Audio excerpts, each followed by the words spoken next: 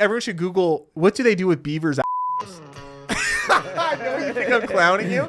Look up common food product made with beavers' ass.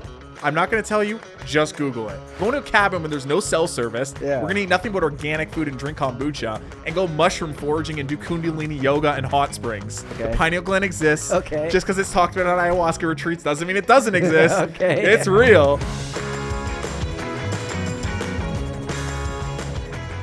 What's up, everybody? My name is Brazil, and welcome back to my podcast. I'm talking to somebody who has a company and a product that I'm really interested in, which is in the world of mushrooms and fungus and healing. And I'm really curious to find out about his product. I've heard of him through a mutual friend, and I just want to learn about it, and I want to see how we can apply that to our lives. This is Mr. Shane. How are you, bro? I'm so super. Excellent. Looking forward to this. How would you describe what you do?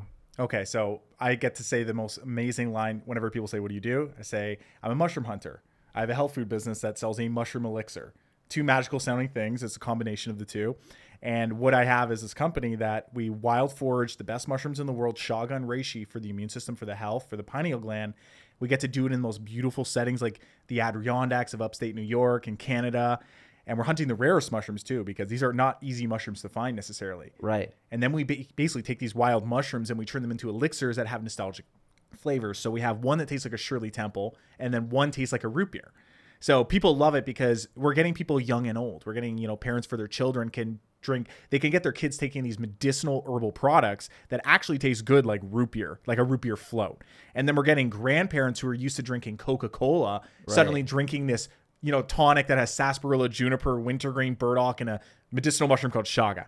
So it's cool because it crosses a whole spectrum, but then we also hit that middle ground of people at Air One that just want the fanciest, Tesla version of any product. Yeah. And we're providing that. Well, let's start with the basics. For the people that don't know shit about mushrooms. 'Cause Right. When I hear mushrooms, I hear the food that I don't like and the psychedelic kind, which I do like. Yeah. So what is the kind of mushrooms Sure. you're about? So What's the difference? I'll break it down this way. Yeah. There's three types of mushrooms. One, there's culinary mushrooms. Those are the ones you're used to seeing maybe at Whole Foods. The Okay. white button, ubiquitous mushrooms, the portobellos you might Right. see.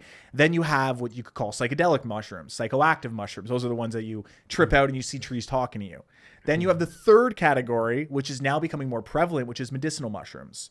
Now, all mushrooms are medicinal to some capability, but the ones that are the most medicinal, there's about 10 of them. And these have been used throughout human history in all cultures, going through, ancient Siberian shamanism. They would use these.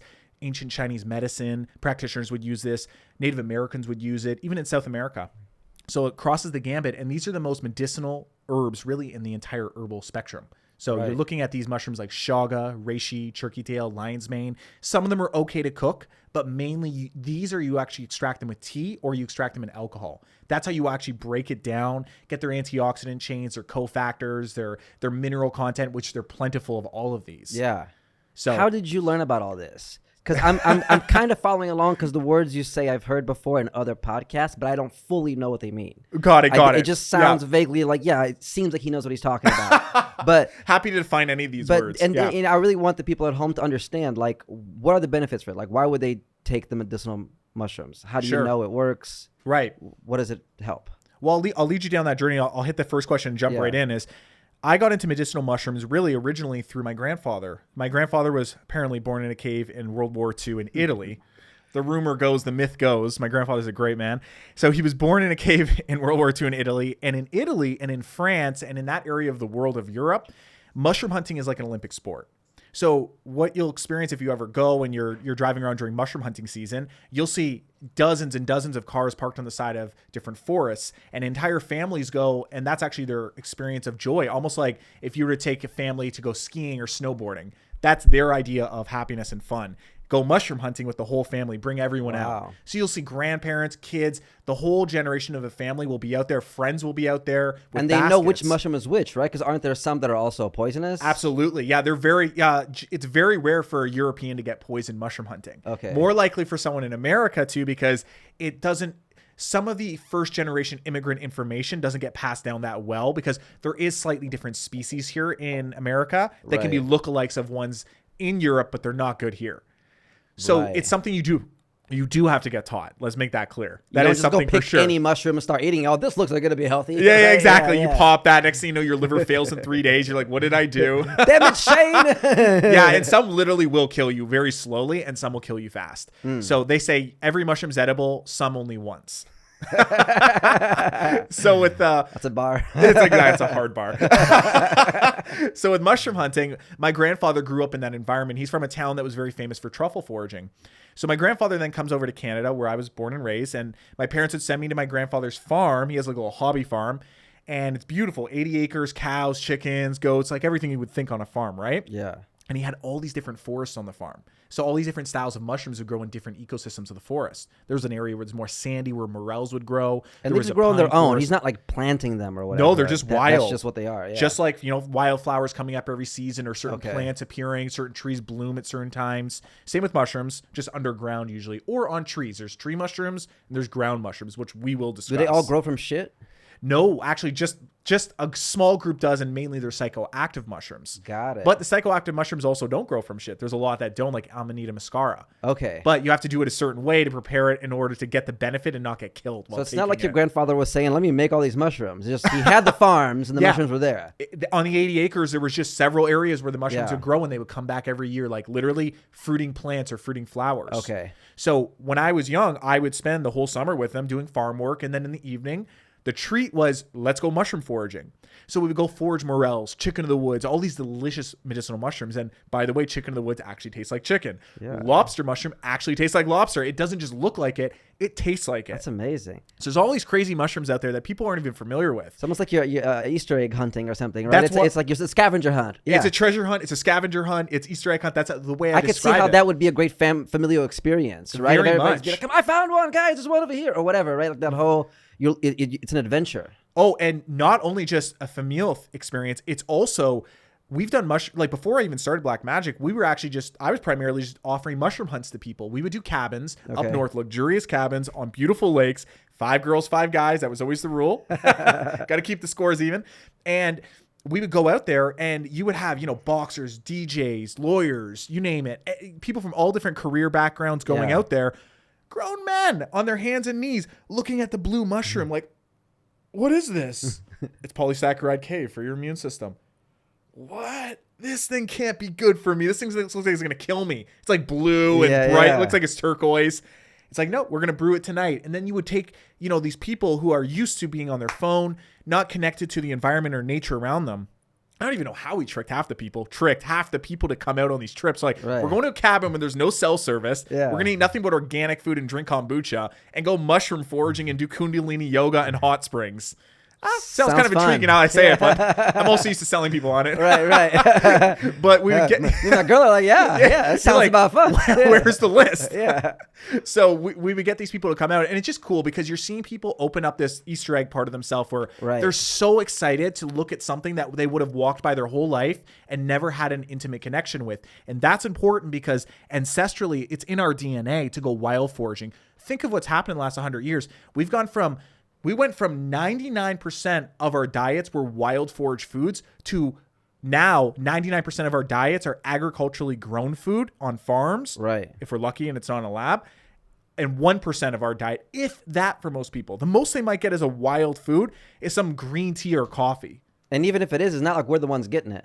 That's what I'm saying. There's no connection to it. Yeah, there's no, You could argue there's a different energy when you go fishing and catch your own fish. And I haven't even done that. Which I've always wanted to do, actually. I was just thinking we should actually all just do that. Forget the mushrooms. So, there's a different energy of going to get it yourself. So that was the thing that I started off the business doing, was not even selling a product. It was actually just bringing people on these experiences. People would come for a weekend, disconnect, not be connected to their phone. We'd have people reading books. We throw on like Baroque classical music by the fire. It's snowing outside, and we even mushroom hunt in the snow. There's tree sounds mushroom. Amazing. I'm telling you, we still do it today. Not as much, but we love it. Even today, I was at Air One of the health food stores in LA, in case anyone's watching from other places. Trendy Air One health food store. And it's funny because I'm doing an employee training for some of the staff, teaching them about it because they have some turnover. And you can see the whole patio at Air One Venice.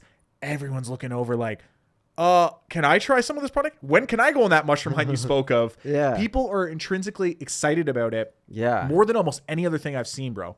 It hits something internally inside people, the ancestral energy of this is what all our great grandparents did. They all foraged their foods, whether it was mushrooms, herbs, barks off trees, roots, berries, you name it, So that's what I love with this is we can bring people back to that consciousness, and people get vibrantly healthy after they start taking mushrooms. Not just psychoactive, but medicinal mushrooms. When they start taking mushrooms, they're connecting to something wild. They're connecting to food that's growing in topsoil that's the most rich of any place on earth. There's no fungi also just really intelligent the way it's underneath the earth and all that, and it's forming its own, you could say, its own internet system. Right. There's a lot of talk about this. For instance, even Japanese subway systems are actually designed off of the intelligence of how the microbiome of the mushroom functions, how the mycelium goes down and spreads out like dendrites in your brain, similar way. But they actually map out subway systems by putting mushroom spores into a slice of dirt, and they put all the obstructions of where the buildings are and the pipes. They recreated this, and they did this in Japan. It's a real story. To model because they would watch how the mycelium would grow around certain things to figure out the mycelium knew better than we could how to get around obstacles. So they built a subway system based on what the mycelium did to map it out for them. So just think about that. There's so much inherent intelligence in nature. And you get that when you drink it. When you take the product, when you eat the food, when you take mushrooms, you are, you hear you are what you eat all the time. Mm-hmm. Well, that's true. I mean, that could be proved out in millions of ways, but the main thing to look at is if you're eating highly intelligent foods, highly nutrient dense foods, and foods that are intelligent like mushrooms, you absorb that.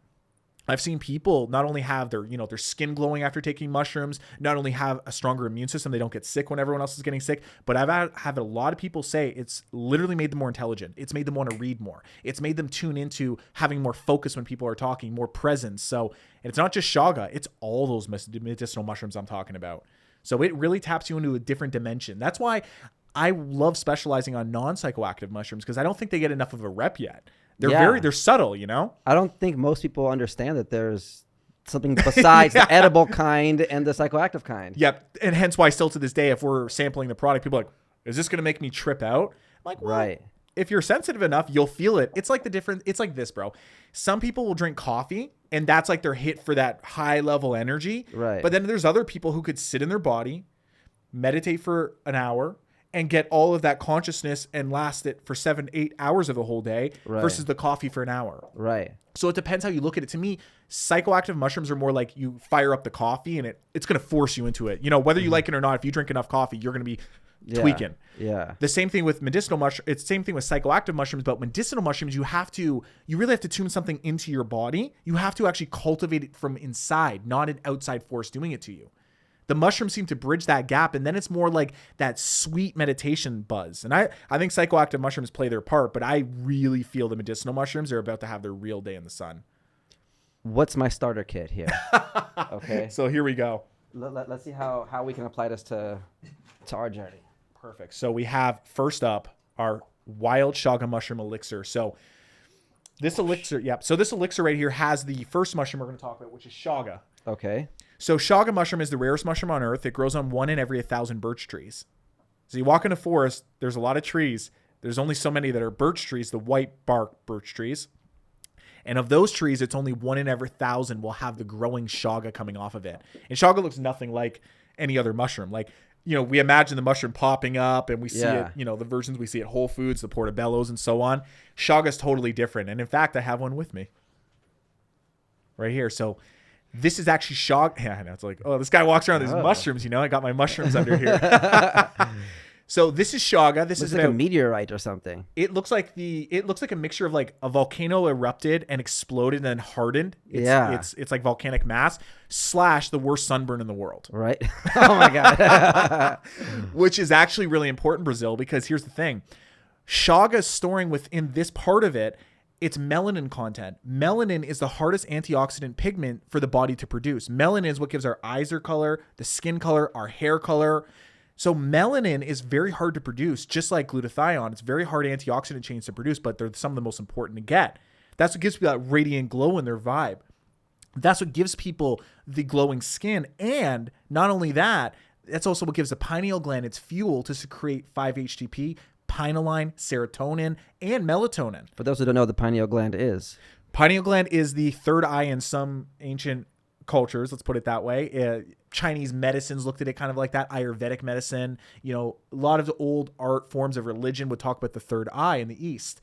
The third eye is the pineal gland. You could look at it each way. There's like a spiritual component. There's a scientific component. So the third eye is the same reference part as the pineal gland. Pineal gland is actually a pine-shaped little cone. It looks like a pine cone. Actual physical thing. It literally, it's a real thing. Cut your head open, I would see it. It's there. You can slice your head open. It is there. Just as much as you have lobes in your brain, just as much as you have a pituitary gland or a frontal lobe or your nose or hormones running through your body. It's physically proven. The pineal gland exists. Just because it's talked about on ayahuasca retreats doesn't mean it doesn't exist. It's real. So there is a pineal gland and it does function, and it's a very important gland, and it's actually very overlooked. Some people call the pineal gland the seat of the soul, seat of consciousness, because the pineal gland is actually responsible for your level of awareness and focus. It's one of the most important glands in the brain for that. The way it works is when you feel your pineal gland by, for instance, going out and getting sunlight on your skin or sleeping in dark rooms, which allows your pineal gland to actually restore itself, almost like sleeping restores the hormones in the body and replenishes your body to actually the immune system get its support during the night. Your liver flushes. Well, the pineal gland at nighttime, it needs complete darkness. So TV off, baby. Yeah, no TV, no cell phones, unplug everything, not even a red light. Even a red light has been proven to disturb your pineal gland. Any lights. You need it pitch black. You should be hitting the walls if you get up. A good mutual friend actually does what I call the Dexter kill room. So he'll actually put up black garbage bags over we'll go to hotels traveling. Yeah. He'll literally put black garbage bags on all the windows and on the door. At hotels, it's always super bright in the hallway, the lights coming underneath the door. He'll have garbage, like it's literally like you go into a tent. He just tucks it all in, and it's completely blacked out. And what that's for is actually he may have different answers for why it's for, but one of the reasons it's good, at least, is the pineal gland needs complete darkness / which is weird, also needs sunlight. So it needs direct sunlight. That's why not only do you get vitamin D, like we look at like getting sunlight on our skin. What's the value? Ask like 99 people, 99 of them, 98 of them are going to say vitamin D. How many people are going to say all the other things it does? They're going to not probably mention the pineal gland, and that's the most important thing. It secretes vitamin D, which is a hormone, which then secretes into the pineal gland and creates melanin. Melanin then gives that beautiful glow in the skin, the eyes, as I mentioned. It brings out the color. We even have vloggers saying that this actually increased their eye color to be more blue. We have a famous vlogger that actually says that on YouTube, before and afters. Wow. And a lot of our customers say that. But what I was getting to with the pineal gland is this part of the chaga, this black part, is a concentration of melanin from the sun. So you can drink it. So if you're not getting enough sun, for instance, in cold climates, this is incredible food. Hence, it grows in cold climates. Canada, Siberia, Finland. You drink it, supports your pineal gland. You have that laser sharp focus. Your pineal gland gets activated. And then what happens is it starts to secrete melatonin. What does that do? Helps you sleep. Also secretes pinealine, which is a psychoactive chemical. Releases 5-HTP, which is also a psychoactive chemical. And serotonin, a very feel-good hormone chemical. Yes. So you can see it does a lot. And that's just one is that of what's many. In here? That's what's in there. Wow. So what is like one dose of this? So one dose is, so what you want to do is you want to take 1 ounce at a time. That's what we recommend.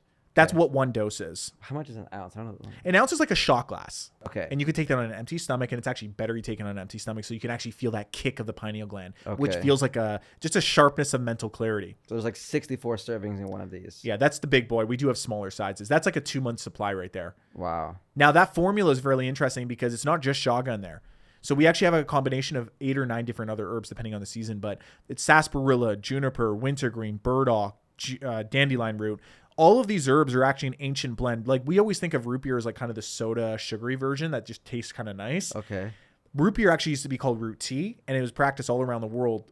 Native America, in India, they even have a version of it. I know, right? Sarsaparilla grows all around the world, and so do many of those herbs. So they would make a digestive herbal tonic that had all those herbs in it for after you consume a large meal. You would use it as a digestive.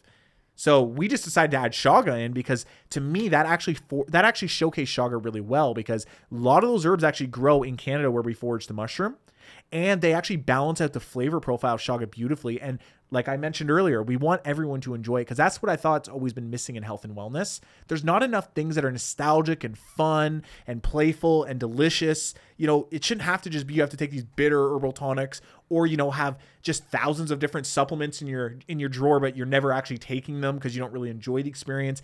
I was like, why don't we have the fine wine or the fine alcohol cocktails of mushroom products or herbal products? So that's the idea behind this. So alkalizing, digestive, skin sexifying, pineal gland activator. So how would you describe the effect? If somebody takes this, do they feel it right away? Or is it just like a gradual thing that enhances health more so over time? Well, it has a combination of both. I'll tell you a story. When we do a lot of activations at Air One, this fancy health food store, and there's 8 locations. So we'll go and actually sample the product out to people. And what we found is many people will come over and try a shot, continue going grocery shopping, and about 10 minutes later come over and saying like, what did you put in that? I feel like so high energy. I feel lit up. And it's people feeling what they should really feel from foods, but because everything's so mass manufactured. And we're indoors all the time, we're not getting like our lifestyle is not primal. It's sedentary. It's just nonsense at this point. And this is what it's doing. They're getting all these wild foods. They're getting organic biodynamic herbs, and they're getting it in a liquid format. So what people find is generally the first thing they'll notice. So we'll see this like every single time we do one of these activations or demos, we'll see it firsthand with people giving us that eye contact, like, I'm in a different dimension here. Yeah. Then we have thousands of testimonies on our website. We ship to 24 international countries, even as far as Saudi Arabia are ordering shaga elixirs, believe it or not. That's amazing. Yeah. Australia, Russia, you name it. And what we found is that some people will notice it immediately, and the rest of people will notice about 2-3 weeks in. You'll feel, usually what will happen is you'll feel that nice mental clarity. You'll notice your skin starts improving. You'll start getting that more clearness in your eyes, almost like a presence work activation, almost like some Eckhart Tolle meditation has occurred. Yes. Your hair will feel beautiful and luscious and luxurious, all the good things, right? And the third is you'll notice your immune system is extremely strong because these are immune foods. These are immune supportive foods. So so when everyone else is getting sick, you're not getting sick. You talk so confidently about this. You're almost like a health dominatrix. You will feel fantastic. I'm choking out like any last inhibitions to mushrooms. Like, we'll see. You will like it. You will like it. Remember, this is also 6 years of. Picture this. If you knew you've had some crazy philosopher's stone of something that works for 95% of people you've given it to, like, there's always 5-6% of people like, I don't really feel it. It can happen with anything, right? Some people don't get affected from coffee. So some people have taken Molly pills and don't feel anything. That's what I'm saying. So they can't claim everyone, but like yeah.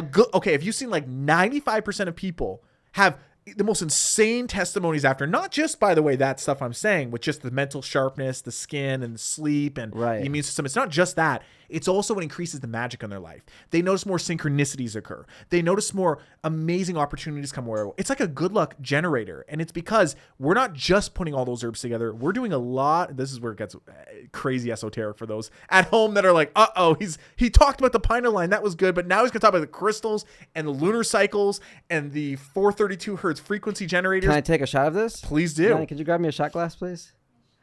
Brazzy, come here. No knocking over the tripod. Come here. Okay. I'm very intrigued. Well, for one, because I've tried the psychedelic mushrooms and I've seen what they can do even in the smallest of doses. Right. I was pretty straight edge till I was like 21, and that's when I started drinking. And then I did a lot of experimentation in my 20s, partied pretty much everything. And then what I realized is that most of the stuff that I tried partying with, right, especially in my early 20s with like blow and with Molly and that kind of stuff, is they mostly felt like a lie. That's a good way to put that. Felt like a lie. And then the next day it was like, I regret the day before because I was operating off of a lie, right? What was the lie? What would you say the lie is? An exaggerated feeling that's not related to the moment. Got it. Whereas when I did mushrooms, it felt like it showed me more of the truth. Got it. It was a completely different thing. And then I stopped using the other stuff because mushrooms literally just felt so natural. Something about it literally was it put me into such a natural state of being that I can only imagine that it has many other properties, right? Not just the psychoactive kind. Like, absolutely. Even the tiniest little piece of chocolate, I've taken it and like it's affected me for like weeks. Wow. Right. Yeah, and just like the way I flow, my voice sounds different. Like I laugh more. I'm in a different rhythm. It's so interesting how a little piece of matter can affect you that much. I know. Right. And I think because I've seen it on the psychoactive side, I'm now imagining what could it do on the on the medicinal health side. Yes. Yeah. Wow. That's you really summed that up beautifully. That's exactly the direction of what we wanted to showcase for people is, yes, psychoactive mushrooms are awesome, and so is culinary mushrooms, lots of delicious mushrooms, but let's see what actually happens when the society starts taking this kind of food. So like fill this whole thing up? I'll do about half that. About half? Okay. Yeah, cool. that would be about an ounce. Perfect. All right, this is my first shot of the wild chaga elixir. We'll get a close-up of it on the camera. Cheers to magic, my friend. It tastes great. Good. I didn't know what to expect from it, but You're like this mushroom juice, and I'm showing this thing. It's like the longest sunburn in history. You're like, what could this taste like? that's great. Yeah, we designed it. It had to taste great. I wasn't going to release it unless it tastes great, because I just know people too well. People, okay, like come on, for all the people that really love. I'm going to say a very controversial comment in the moment here, but for instance, for all the paleo people who really love, and by the way, I'm probably more paleo than most other diet forms. What is paleo? Paleo just being where people are more ancestrally eating. So a lot more meat generally. They're eating foods that are like bread's not really advisable on paleo because, bread's a more modern advent of the industrialized era. Got it. So paleo is more like what you would imagine a caveman eating. Okay. So that I love it. I think all diets have their place, but all diets also have the word die in it for a reason. Think of that for a minute. There's power in etymology. So they have their time and place. It's like a cleanse. You don't do a cleanse for 20 years. You do a cleanse for a period of time to do a specific result. And then when that result's complete, such as a liver cleanse, when your liver's been cleansed after 2 weeks, then you're good. And then you go back to maybe a more balanced diet for the life you want to live. Right. A lot of people treat diets like doctrine, or they treat it like religion. Like, this is my camp. I am vegan. I am paleo. I am, fill in the blank. And they all have their purpose and time and place to do it at certain points. We can get into that. But the big thing is with paleo, for instance, and I'll relate it to what I'm saying here. Yeah. Here's the interesting thing is you got to always ask yourself, am I consuming this or believing this because it actually creates a result that I just like the flavor when it comes to health and wellness? Because that's a big concern is with paleo, I always think, okay, well, they advocate eating a lot of bacon. There's a lot of studies that can show that pork shouldn't be really consumed by humans, especially not the modern day. Like a boar is a different animal than a pig. Right. A pig has been very genetically modified, been hybridized over the years. It has retroviruses in it. It's a very low vibration animal. I love pigs. It's not that if I saw a pig right now, I'd appreciate the pig. Right. But I wouldn't want to eat the pig. And I used to love it. I'm half Italian. So like the reason I'm bringing this up is because it's important to look at like where are these parts of our brain that trick us into believing things because they make us feel a certain way. People fight for coffee really hard because it makes them feel good. What if coffee just didn't do anything? Would you drink it for antioxidants? Right. Really? Right. Would you eat, for instance, paleo people is like, okay, would you eat bacon and steak and all those things just because you want to be paleo? Or does it just also happen to taste really good? Right. So I have just recognized this is what goes on in society. People will trick themselves and delude themselves into a diet because they just end up liking the things in the diet. Like, hey, who doesn't want to eat a diet where you're eating bacon all day and steak and like, yeah, it's good for me. Right. You're going to block out, you're going to have an echo chamber belief system that you continue going deeper and deeper into believing it's good for you. But my argument's this, let's plug I challenge anyone who's paleo, if they can do this and still be paleo at the end, I believe you, I'm with you.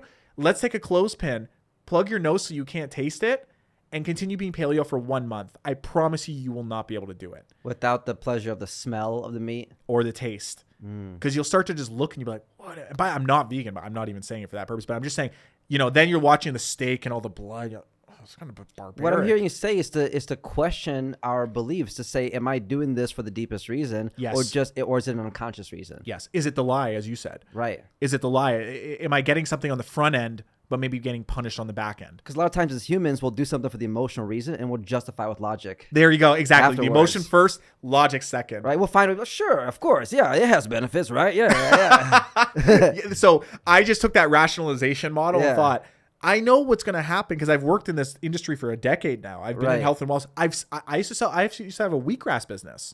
Wheatgrass is probably the most disgusting thing in health and wellness. Yeah. Everyone knows that. It doesn't have to be, but if it's tray grown wheatgrass, it has mold 9 out of 10 times you can actually see if you lift a tray. Because it's like wheatgrass isn't meant to grow like that. Like wheatgrass is meant to be in soil. Grass is meant to be in soil outside where it has 8 feet of topsoil the roots can dig down, not 2 inches. Right. So anyways, that's why wheatgrass generally doesn't taste good. But anyways, wheatgrass tastes terrible. I've seen that people don't want to take it unless they're in the worst scenario. Like they have, some type of 4-stage level cancer. They're having tumors all over their body. They're not going to hangover the next day and hit up Jamba Juice. Exactly. Or Jamba. Simple as Jamba Juice too. Exactly. Yeah. Or you go to Air One and you slam the most like ginger turmeric. It's like hell. It spills on your clothes. It's stained forever. So people don't want to take crap like that. Right. People want to do the paleo thing I'm talking about where it tastes good. Yeah, I'll subscribe to the diet. Okay, bulletproof coffee tastes good. I'll subscribe. Okay, I'll make it taste like root beer, everyone. Let's figure out how to do that. Because then you allow them to rationalize why they should keep taking the herbs. That's an important thing because you want to get it in someone's lifestyle. You want to make it a part of their rituals. Because if it's not part of their rituals, they're not going to get the benefit. In some herbalism, the belief is if you don't have the compliance, you're not going to keep doing it. You're not going to even get the benefit. You actually have to build picture it like this. You have to build up a certain reservoir in your system, a treasure bank, a treasure chest of these benefits before a lot of times you can receive them. Sure. Well, just like working out, we finally hired a personal trainer 5 months ago? Not even, because before that we were just working out whenever, kind of. Yeah. And sometimes weeks would go by without any discipline. So I prepaid for 20 classes. Right. And then now that we're a few months into it, now I'm really seeing the changes. But for the first few weeks, I wasn't seeing anything. Right, from the dabbling and stuff. Yeah, you don't just do it one time. You're no, you have to do it over time. It's like a compound interest. Eventually, you start feeling it as you build up the momentum. Yep. And to my wealthy friends, I always say you only have to get rich once. People always think you got to keep getting rich. You only have to get fit really once. Yeah, you have to maintain it. Fair enough. But once you get that, that water pump, once you finally get it flowing, all you have to do is a little bit of maintenance. So the idea is the same with herbalism or health and wellness is if you just dabble and you just pop a couple supplements here and there and you don't really take it seriously, you don't cleanse your body out so that way you can actually start to receive the benefits of the foods you take. That's probably the other part too. It's not just taking in the good stuff, but it's eliminating the bad stuff. Yes, because now you don't have room for it. Yeah. How much if you go eat a giant salad and it's a delicious organic salad with all these goji berries and hemp seeds and good organic olive oil. Well, when you fill your body with that, good salad, then you don't have room for the other stuff. So you're making space for it. Right. So you got to build the banks up before you really get the benefit. And then once once you're really fit and you're ripped, it's not probably that hard to maintain. You don't have to go maybe as much and still maintain it.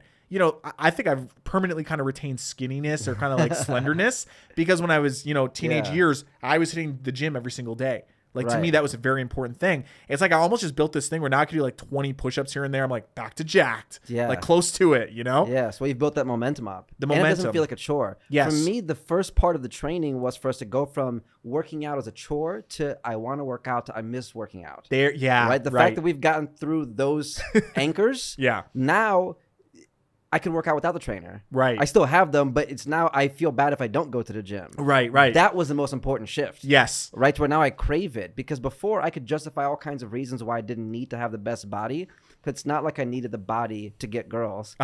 I always had a girlfriend anyway. You know what I mean? So exactly. It wasn't a benefit model. It wasn't I need a 6-pack to be significant, right? Right. So, and then I also had jocks that beat me up in high school or whatever. So that I was man, fuck those workout people, Yeah. But then eventually I just realized that I feel mentally fantastic. Right. When I work out, I literally, if I overcome a physical challenge early in the day, then an email that I'm procrastinating on is nothing. Right. True. It's that's not so hard. I just lifted a bunch of weights. Yeah. That's a great point. Yeah.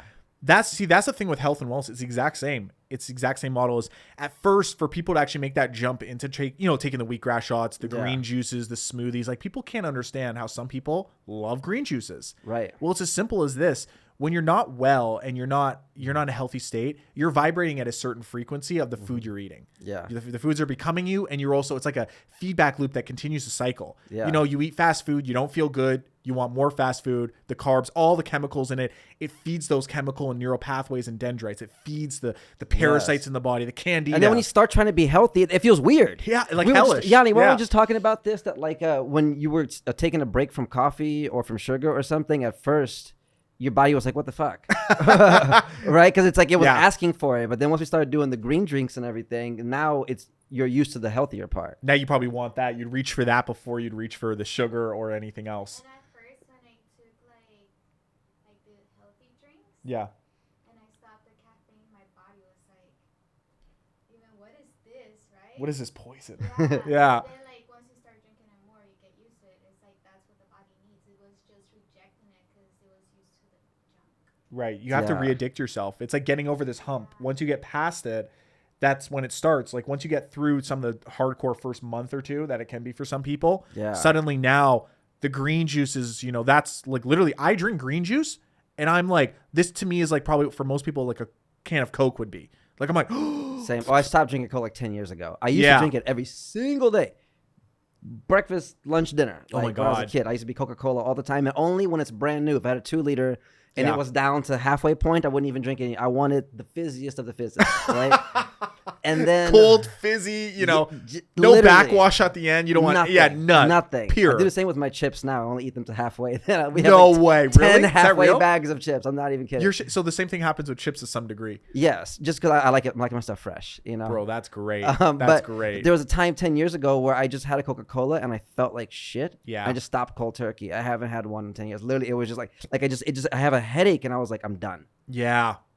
Like no more. My body was just. And I think sometimes I'll hear good advice, like don't drink soda. Right. It sounds nice. It sounds great. Yeah. Right. But I still do it. Yeah. But then once I feel the pain of doing it, then I'm like, don't drink soda. Got it. So then I started feeling just drinking water all the time. Right. And that felt great. And now the green juice that I drink is Athletic Greens, the AG1. Oh, nice. Yeah, my friend worked a lot with them. Yeah, that one feels great, especially if sometimes I eat late at night.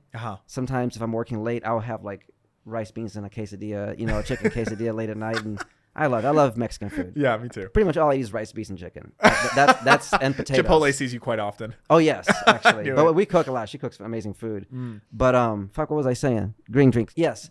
That when I eat too much late at night and I wake up in the morning with an upset stomach, green juice is the thing that the cure. Oh my God! Yeah. The first sip I have of AG1 Athletic Greens, automatically. This episode is sponsored by No, but I'm saying all that to say that I'm very curious about what you do. Right. And I know that there's a lot of confusion about health and what it means, especially here in America, because we don't really have healthcare. We have sick care. Right. Yes, right? very much. We have a very much... It's a misnomer. Yeah, healthcare is not the right term. There's not a lot of propaganda to actually get people to feeling good. Yeah. They just promote lifestyles and make us sick and then sell us pills. Exactly. That create even more problems. Brilliant model, but The fact that you, right? Yeah. Create the problem, sell the solution. Yeah. And then, by the way, they even know, like, okay, if you take acetaminophen, it'll start to... Owen's like always yelling, like, don't do that on camera. Don't say what you're going to say. I'm going to say it.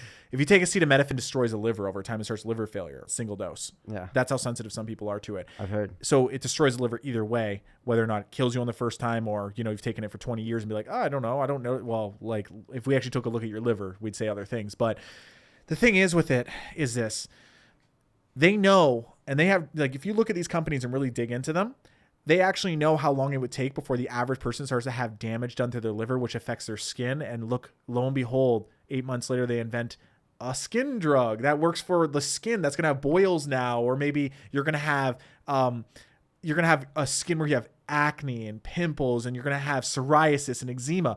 Oh, we have an eczema drug. What do you know? And then when you take the eczema drug, what that does is it destroys your intestinal system. Now you can't digest foods properly. Oh, we have a food that helps, or a drug for the digestive system now, for when you have acid reflux. Creating more problems over and over. It's a whole dependence on it's like a planned obsolescence or something. It's like they're creating a product that inherently in the product creates the need for another one. Exactly. Like when Apple throttles the service on old phones. Right.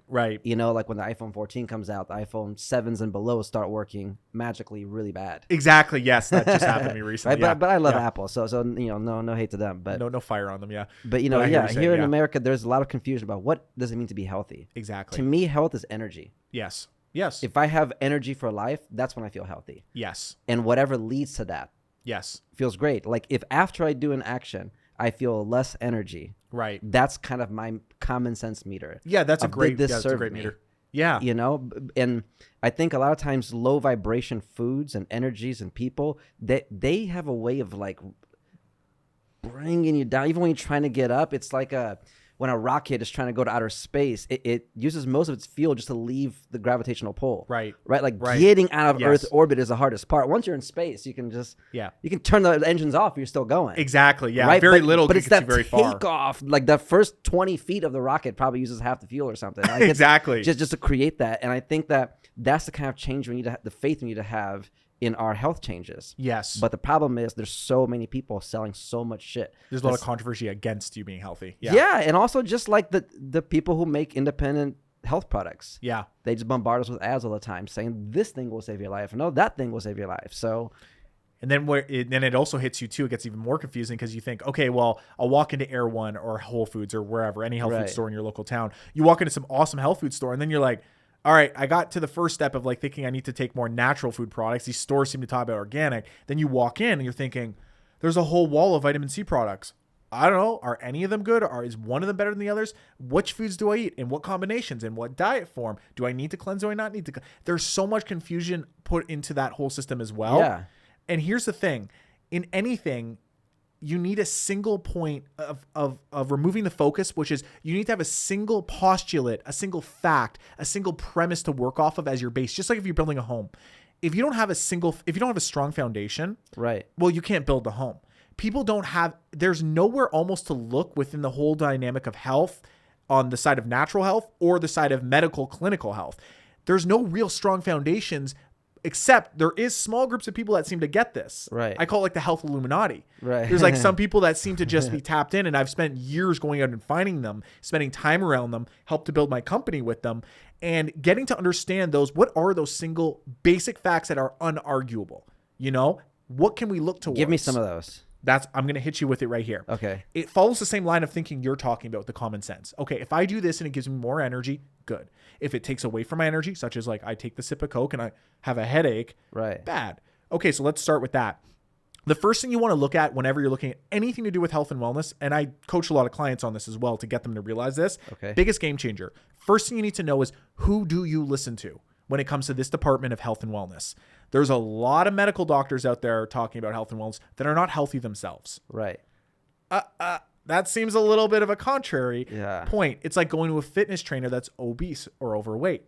You would naturally say that doesn't make sense. You may theoretically know all the knowledge, but if you haven't put it in practical use in your own life, they're not living it. Then how can you listen to them? Right. It's like listening to someone who's broke on how to make $50 million. That wouldn't make any sense. Yeah. They may even intellectually yes. be right. Right. But I would feel weird listening to somebody who doesn't have the results to prove it. Exactly. Yeah. Exactly. So, okay, so if that's true, right? So here's our foundation we're starting to build. If that's true, then who's healthy? What's our determinants of who's healthy? Is it people who live past 100 centenarians? Okay, if that's true, let's go find them. The blue zones and the so-called blue. There's a lot of controversy whether they're true or not. But you want to go to places where people are using, you know, what are people living long, healthy lives well into their 80s, 90s, and even 100, and they don't have to rely on drugs. They can walk every single day. They have full flexibility and movement. Their minds are sharp. They're not suffering from dementia or Alzheimer's. They have a clarity to them and energy. They're still planting a garden up to the day they die. And maybe they just die because at some point, old age it's going to get you at some point. It's coming for everyone. Yeah. So undefeated. Yeah, undefeated. Yeah. So there's no one that's lived forever as far as we know. So, okay, let's find the people who live the longest.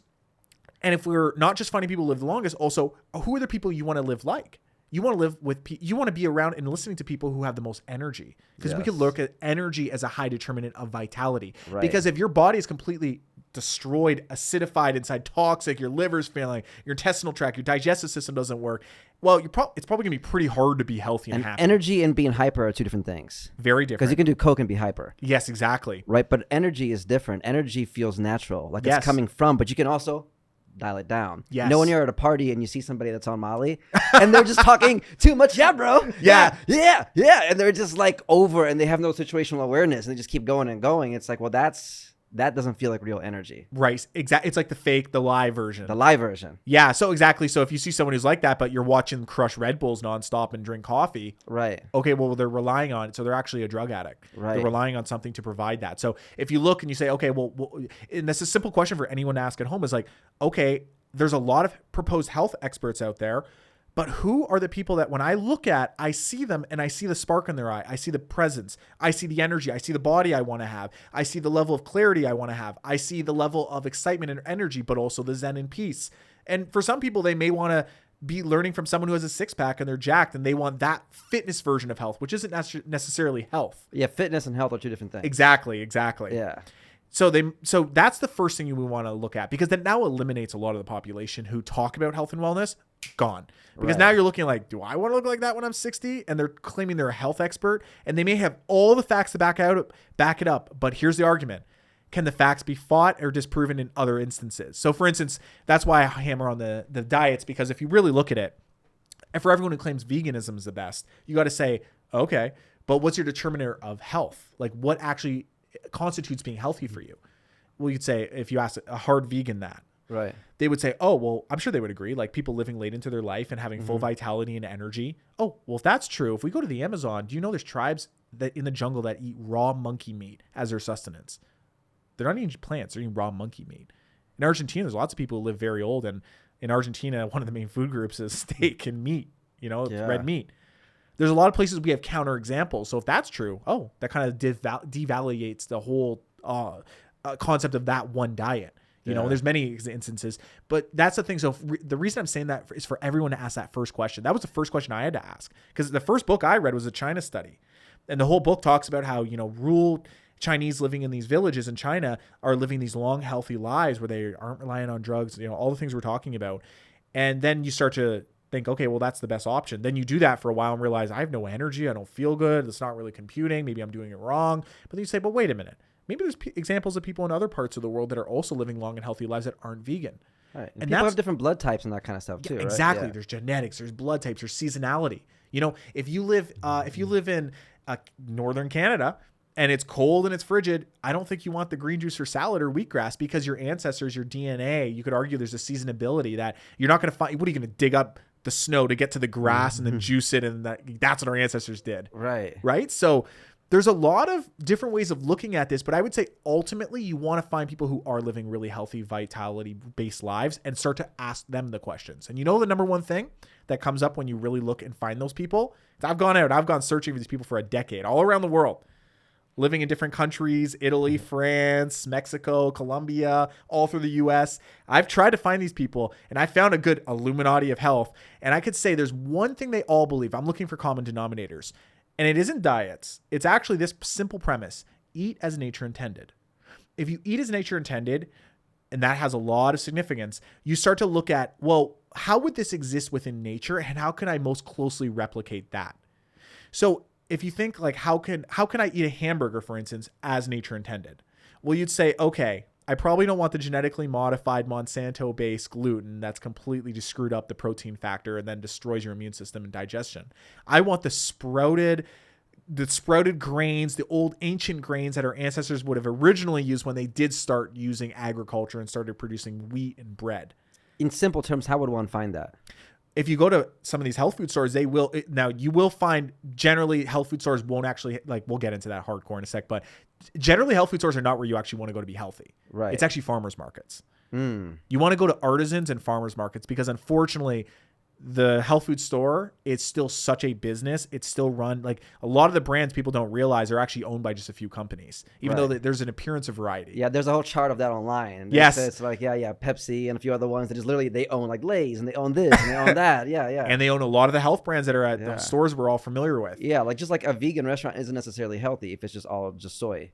Precisely. There's an illusion in the industry. It's branded as healthy. Exactly. And they use words like natural. Oh, non-GMO, vegan, paleo, keto. They use these clickbaity words. Yeah. It's clickbait. That's all it is, but it's just visually in the store. So that's why I say you want to get it from direct from the source as possible. You want to have fresh foods. Organic's better than non-organic, because you don't want to be accumulating these pesticides, herbicides, and fungicides in your body, which never come out. A lot of these fungicides, people don't realize that they spray on the crops. They're in your fatty liver tissue. And at autopsies, they can actually, first off, they'll find pharmaceutical drugs that you took. If you took one Advil, you would find it 30, 40, 50 years later in an autopsy in someone's body. It stores itself in the body. Ew. Psychedelics do that too, unfortunately. So you got to be careful. They're gonna find a lot. I know. They're gonna be like, this guy. This guy was. We got to do more research on this guy. They're gonna see so much beans and rice and mushrooms. There's some Molly in there. There's a cocktail here. We could get high off just what's in his fatty liver tissues. Yeah. You know, it's funny. This comedian had a joke that if he lived to be like over 100 and somebody ever asked him what his secret was, he would just make up some stupid shit so people would follow bad advice. It's like, I stuck a pine cone in my ass every night. A pine cone in my ass every night and burnt tortillas. Yeah, exactly. Yeah. It's the charcoal, man. It's the charcoal. Yeah. That's great. And by the way, you speak of that, you see a lot of these interviews. You know, you'll even see it on common, like, kind of morning news shows. This person lived to be 104. They're interviewing them. What is your big secret?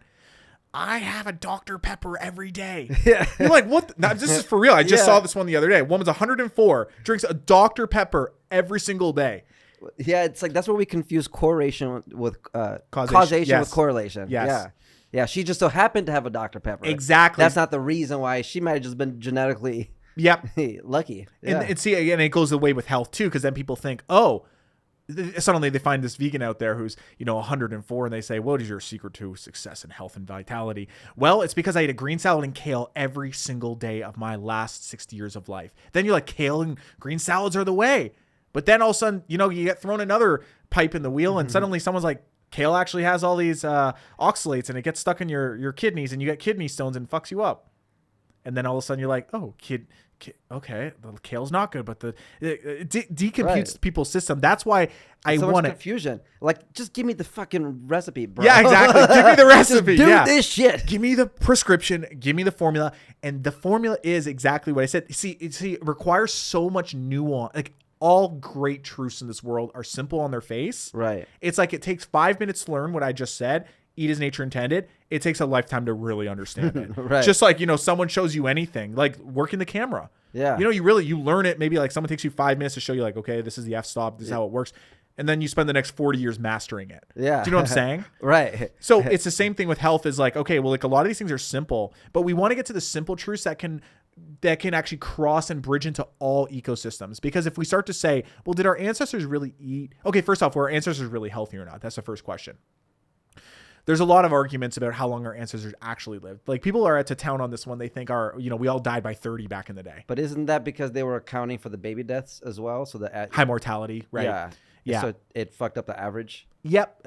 I've heard that. There's a lot of statistical arguments on many sides. But I think we can say one thing. If we just even look at what can we say immediately, a lot of us, had some time with our grandparents. And if we're lucky, our grandparents weren't overly industrialized. And some of our grandparents might have been from other countries where they're still in tune with nature. They're still planting by the lunar cycles. Like in Italy, we wonder why certain wines are so expensive and some aren't.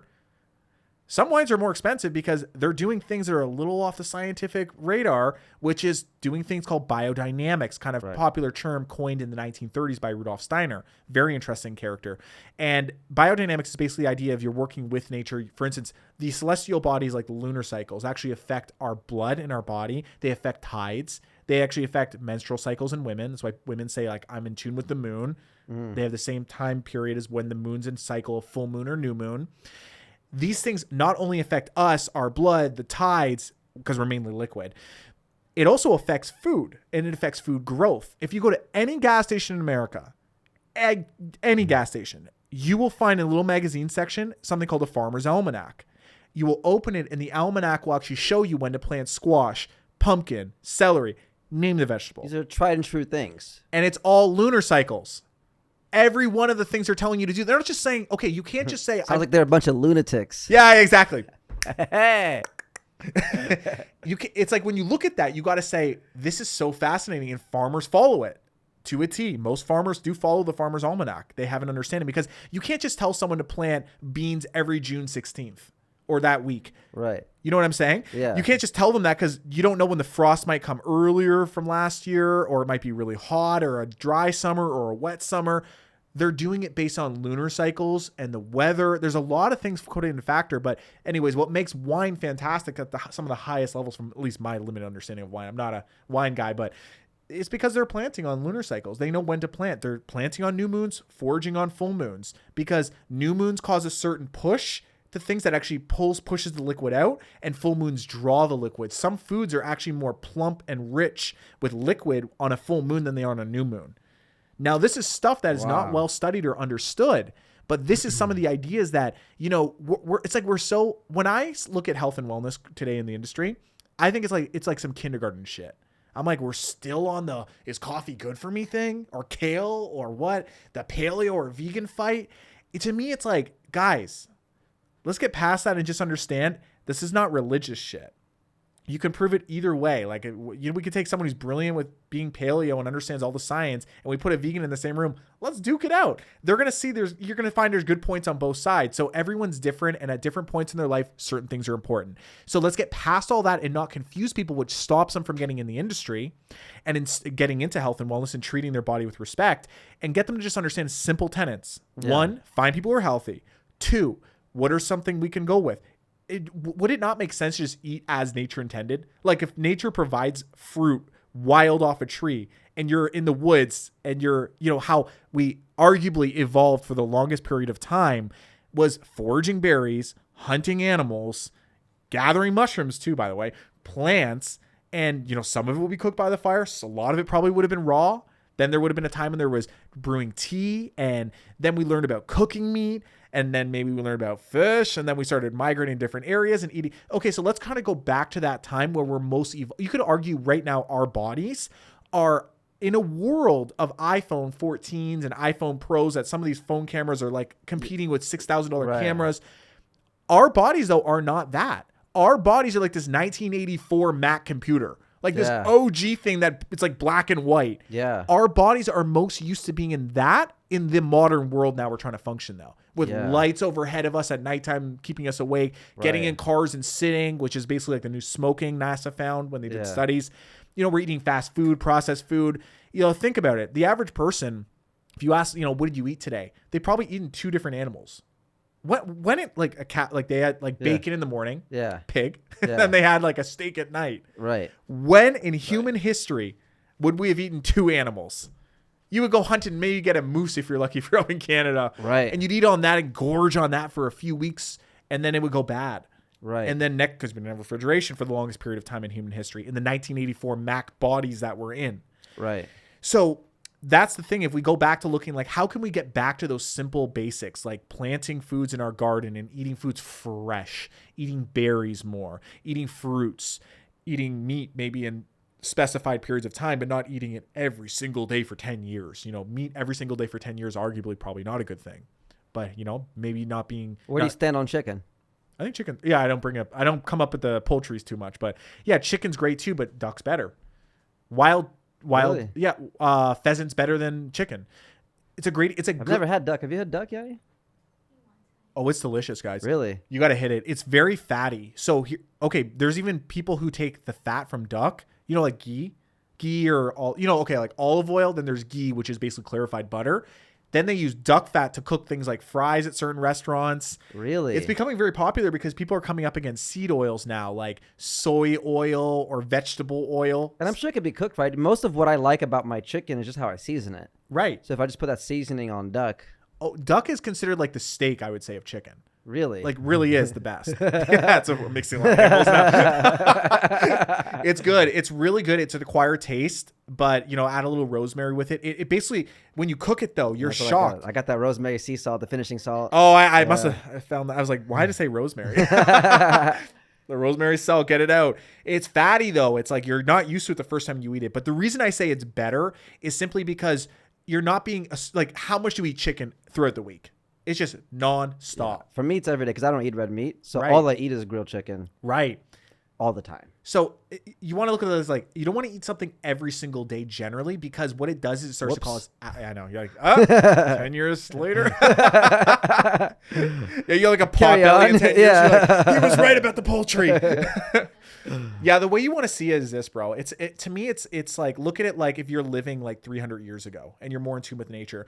You'd be like, okay, maybe you have a couple chickens, but you probably like, you'd eat a chicken maybe every month. I'd have a chicken farm. Yeah, exactly. Like I'd have the factory farm. You guys get everything back. Yeah, you might eat the cows and the pigs. I got the chickens. But you say to variation. Be attuned with nature. It's the same way as we should wake up with the sun. Bingo. Exactly. Get sunlight early in the morning. Yes. It affects your circadian rhythm. Yeah. Yes. Precisely. And when you start, see how like right there you unraveled another step there? Right. Because now it answers a lot of questions in your life. You're like, well, what's a healthy time to wake up? Common sense. When the sun is... Fuck, that makes sense. Right. Instead, and then also, how do you wake up? Hey, baby. Oh, you like that point, didn't you? About the sunlight. I like this. Okay, good boy. I know. I love you too. Made this appearance every podcast. Yeah, every appearance. Yeah, it was the sun comments. Yeah. He's like, I like the possibilities. I like what you're saying about that chicken. Yeah. Yeah, like think about it how the next question is like, okay, when do I wake up? Okay, well, I wake up with the sun. Oh, next question, how should I wake up? On a phone is probably not the most ideal way to put you in your fight or flight. Let the light naturally fill in the room. By the way, there's even alarm clocks for this. I have one. They call them I think they call it something like sunlight alarm clocks. What they do is they have 3 functions. One, you can set the time. Let's say you want to wake up at 6 a.m. So you set the time to 6 a.m.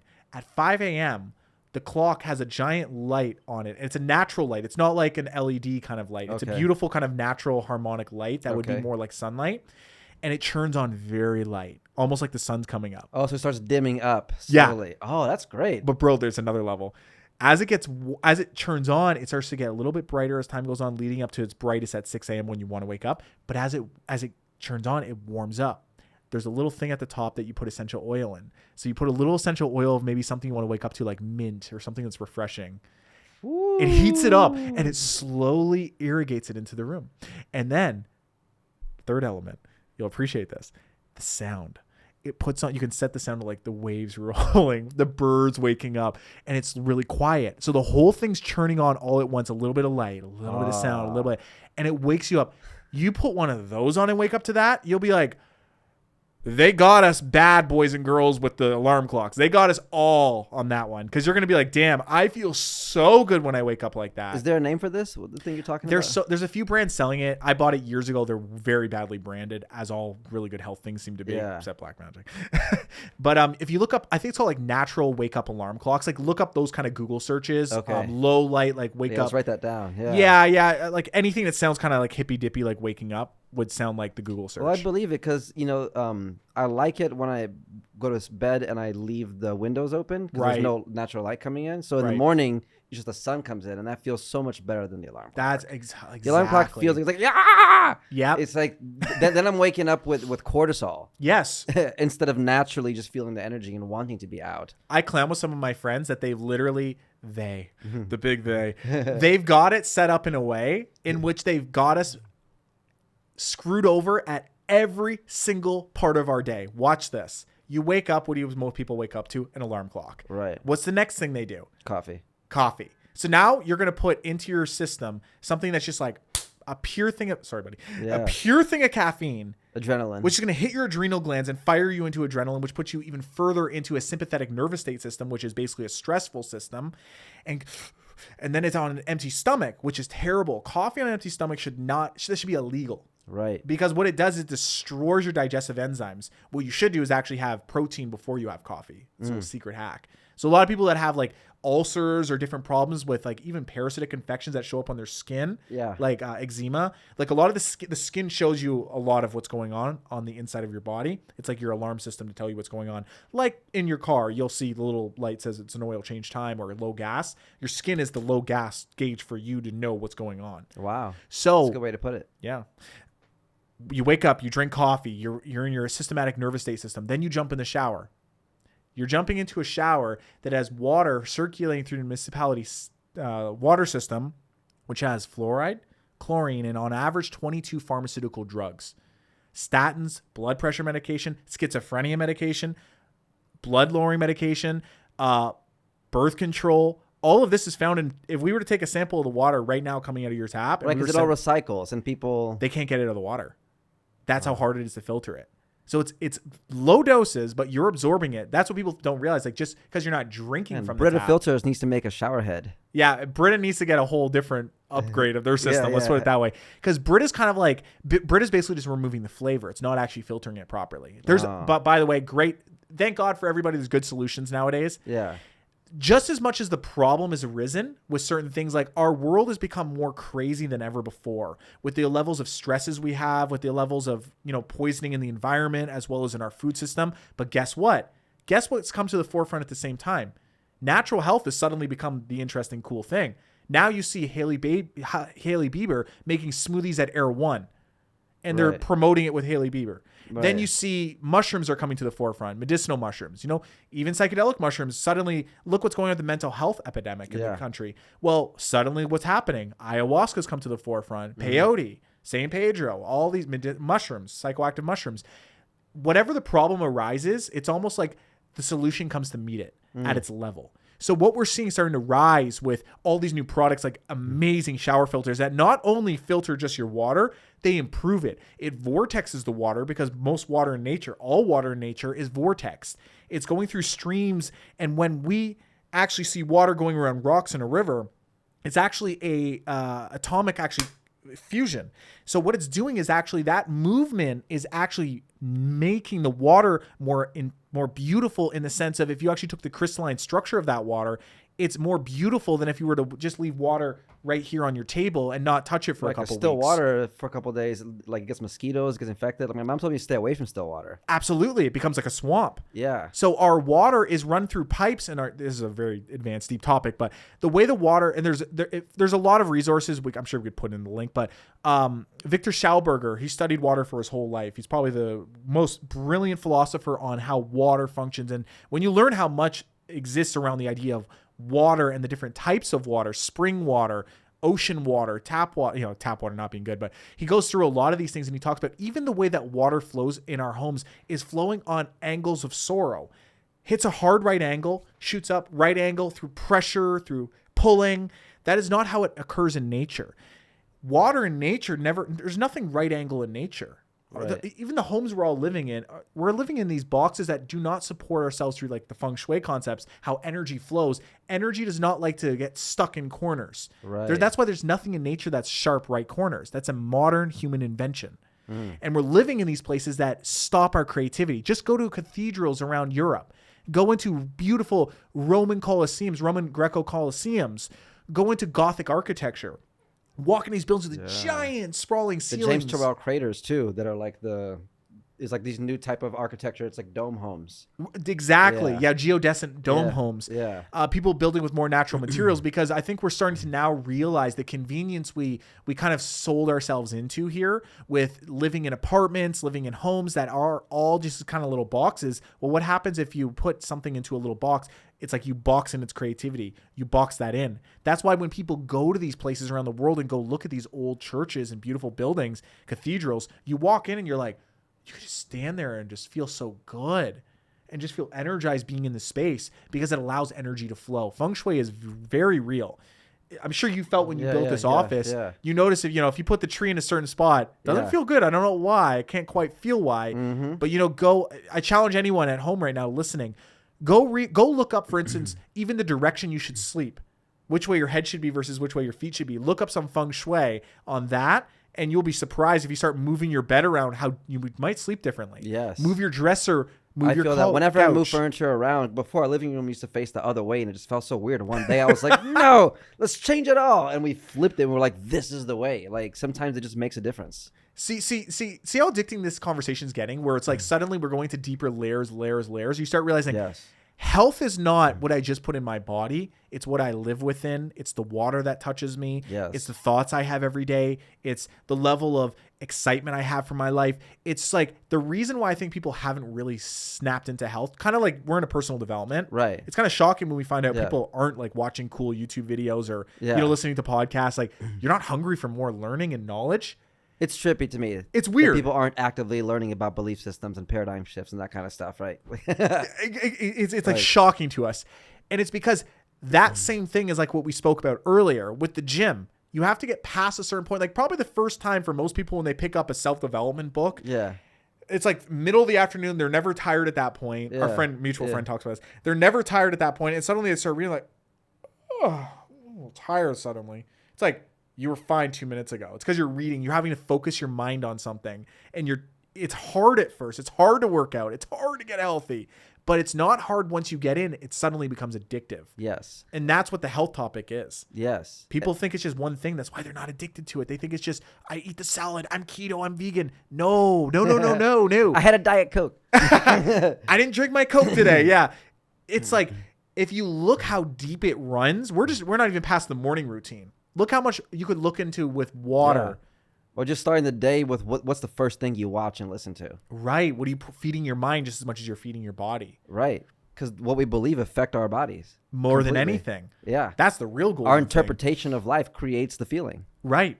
Exactly. And that's the thing is, that's why the going into nature, eating wild foods is important, because if you start to form a beautiful connection with nature and you love the experience with it, guess what? You're not going to want to destroy the world. You're not going to want to pollute the world. You're not going to want to throw trash out your window on the ground in the forest. You're going to love it. You're going to want to also not buy foods that are not organic, because then you're like, I love nature. I went out mushroom foraging, or I went out with friends to a cabin trip or a fishing trip that we're supposedly all going to do. Yeah. When you do that, when you come back, it changes your life, because then you're like, well, why would I want to eat foods in which they're spraying these terrible chemicals that are killing off the bees, which is killing off the food system, which is destroying the soil, and goes on and on. So that's why there's so many layers that I know the more people hear about health and they disassociate it from just being this religious seeming battle between keto, vegan, and raw people, and all these different arguments. If it's, pharmaceutical drugs are good. No, they're evil. And I feel like there's a belief that health is the enemy of pleasure. Yes, very much. Yes. They think I'm either going to be healthy or I'm going to have pleasure. Exactly. When in reality, the more things I start doing, quote unquote, right? Yeah. It creates an upward spiral. It does. Right? Like when I get good sleep, I wake up with energy. I wake up with energy. I can use my body early in the day. Then I have fun. Then I feel connected. Then I think of a good idea. Yes. Then I'm nice to my girlfriend. Then I eat great food. Then I make great business. And it's like literally one thing, just like when you have a bad day, and you can see the downward spiral happening when everything goes to shit, and you spill the toothbrush, and then you forget this thing and you forget that. And it's like, fuck, you get on that negative loop. A positive loop can also happen. It's supposed to be easier the more right things you do. Yes. Because they're supposed to help each other. Yeah. Right? Like you sleeping right should not take away from you working out right. Right, exactly. It only helps it. And you do both those two things right. Yeah. If you sleep well, you eat well, you work out well, you can have great sex. Yes. Then you have great sex. Then you have great mood. Yeah, exactly. You have a great mood. Then you're nice to somebody. Then you're nicer to somebody. They're going to have better sex. Like it literally, one thing helps the other. Yeah. It's supposed to be win-win. It's the upward spiral. Yes. And like you said, this is the secret. You don't have to give up anything. Nearly anything. Yeah. Here's why I say this. That first rule I said, remember, eat as nature intended. Here's what's epic about it. Remember I was giving the hamburger example? I was about to say that with the bun. And I was talking about like, oh, go to the farmer's market. Like, you're like, where do I get this crazy bun you speak of? The sprouted ancient grain, bun made on like a full moon in Aries or some shit. Like, where's the bun, bro? Where's the bun for that crazy burger? What was the lunar cycle of this bun? Does it reflect well with my Pisces rising? Yes. Here's the thing. When you look at it like eat as nature intended, it doesn't mean like it allows you to do all the things you want to do, just do them better. And by the way, when you go out and eat a grass-fed steak, it tastes better than a cord-fed steak. Like a real well-done grass-fed steak tastes much better. I know you're not the red meat guy, but I like good filet mignon every now and then. Okay. Yeah. It's like when you let the animal do as the animal was supposed to do. The animal's not meant to be eating grain and corn. It's meant to be in grass. Right. That's what it eats. And by the way, the cause of mad cow disease is what? Feeding cows dead, ground up animals of other slaughterhouse animals, cows, goats, pigs. That's the cause of mad cow disease, because that's what they're feeding these animals in these slaughterhouses. People don't realize this. It's mad. It's madness. Yeah. And people are eating it like, oh, steak, it's good. It's like, but where's it from? Was it grown? Was it outside wild, getting sunlight on its skin, moving around? But the problem, Shane, is that bad food is so convenient. I know. It's so easy to find. They got us on that one. It's so, the company that could theoretically change the world would be McDonald's, because they have the best distribution. Yes, if they just put better product, they would get it out to more people than probably anybody. Yeah. It's so easily accessible. Like I remember being a picky eater when I was younger. Now I don't eat McDonald's at all, but before I used to eat it. It was the only thing I ate. Always, but it's the grilled chicken sandwich with fries. It's just, it never changed. Yeah. I just eat better quality chicken sandwich with potatoes now. Yes. But back in the day, as a picky eater, seeing a McDonald's sign gave me a sense of certainty. Yes. Like I know for a fact they're going to have what I want. I know for a fact it's going to taste good. And in a world with so much uncertainty, I wanted that sense of certainty. It's a guarantee. And when we're thinking about health, if we're not clear on what does it even mean to be healthy, Oh my God. if it gives me more uncertainty, I'm not going to take action, right? I think Tony Robbins said that complexity is the enemy of execution, right? And McDonald's is very simple. Right. Show up on number 5 and number 6, large, grilled chicken with fries. Lettuce and tomato only. Fries well done, please. I would ask for them with no salt. So they would give me fresh fries, and they would put salt in them later, right? So it's like smart. It was certainty. But now I have certainty in other areas, right? But that was the reason why, even though theoretically, sure, be healthy. Yeah. But then, great podcast, Shane. Be healthy. Got it. Yeah. Like, but fucking Wendy's is right there. Yeah. Right? Yeah. So how do we create a way to be healthy consistently? Okay. Got the answer. There's multifold answers, though. So the first thing you want to address is, what are the things that contribute the most to health? That would be the question, arguably. Okay. Because if I figure out, the Pareto principle, the 20-80 principle? You get 80% of the results from 20% of the actions? So exactly, yes. So what is the 20% of things I can do that cause 80% of the results? What do we do most of our lives? Like, what is 1/3 of our life spent doing? Sleeping. So that's a good one to start with. What's another thing we do every single day? Every human on earth, for the most part, every single day is doing this one thing. Drinking some liquid, right? Yeah. Okay. So let's start with those two. Oh, and by the way, let's throw a third in just for bonus. Every single day we have the opportunity to go outside. Unless you're in prison, right, you pretty much have the opportunity to go outside. But even then they have outside time. What's that? Oh, yeah, exactly. Even then they have it. Yeah. Yeah. Even someone in prison still has some of these options I'm about to say. Right. So, okay, if we know that there's 3 factors here that we can control easily, that doesn't even require you going to buy something, realistically. You have, sleeping. So what I said earlier is something every single person can do. Not sleep with the phone in their room, turn off the TV. And by the way, unplug the TV, because if you even have monitors, computer, TV, even it plugged in off, is still, if you can take a gauge meter and actually measure the electricity of the plugins, the computer, the phone, the laptop, your refrigerator, all these things emit an electrical current into the air. It's called electromagnetic frequencies. Some people call it electromagnetic chaos. You don't want that all. I know this is like horrifying for you because you're like, I work with this stuff all the time though. Shane. No, but this makes sense. Yeah. Because I feel it. You feel it. Exactly. How do you, put someone in a room for 8 hours working on their computer and take them out of the room and ask them how they feel. Yeah. Probably not going to feel good. Even if they're watching the most amazing movie, doing what they love. It's draining. It's draining. What's doing that? It's because, going back to the example, we're 1984 computers in an era with iPhone 14s. Right. We have outdated models in our body. They're still perfect and still beautiful and function better than any human could ever design something even comparable with how, you can absorb anything in your body. Breaks it all apart, gives it to all the right organs. It's an incredible machine. It's wetware. It's dude, it's the greatest of all time. Hallelujah, praise you, praise Jesus. Thank you, God. Thank you, Allah. So it's a beautiful machine, but the thing is, with the machine, we're throwing things in the system it's like we're putting computer viruses in our own system every day. Let's reverse it. Yeah. What can we do to have a bad day? Oh, perfect. I love that one. Here's what you do. The first thing you do when you wake up is you have, first off, all your stuff around you is on. All your stuff, your TV's there. By the way, some people fall asleep with TVs on. Keep your TV on. Yeah. Have a bad day. Keep your TV on while you fall asleep and let that be the thing programming. You wake up, the TV's maybe on still. Then your phone starts blaring. Then the first thing you do is you go pour yourself a cup of coffee that's not organic and just get it in there. Put it in your body. Then you jump in the shower and you get the fluoride, like bathe in that fluoride, boy. Get that chlorine on your system. Get those blood pressure medications into your body through your skin.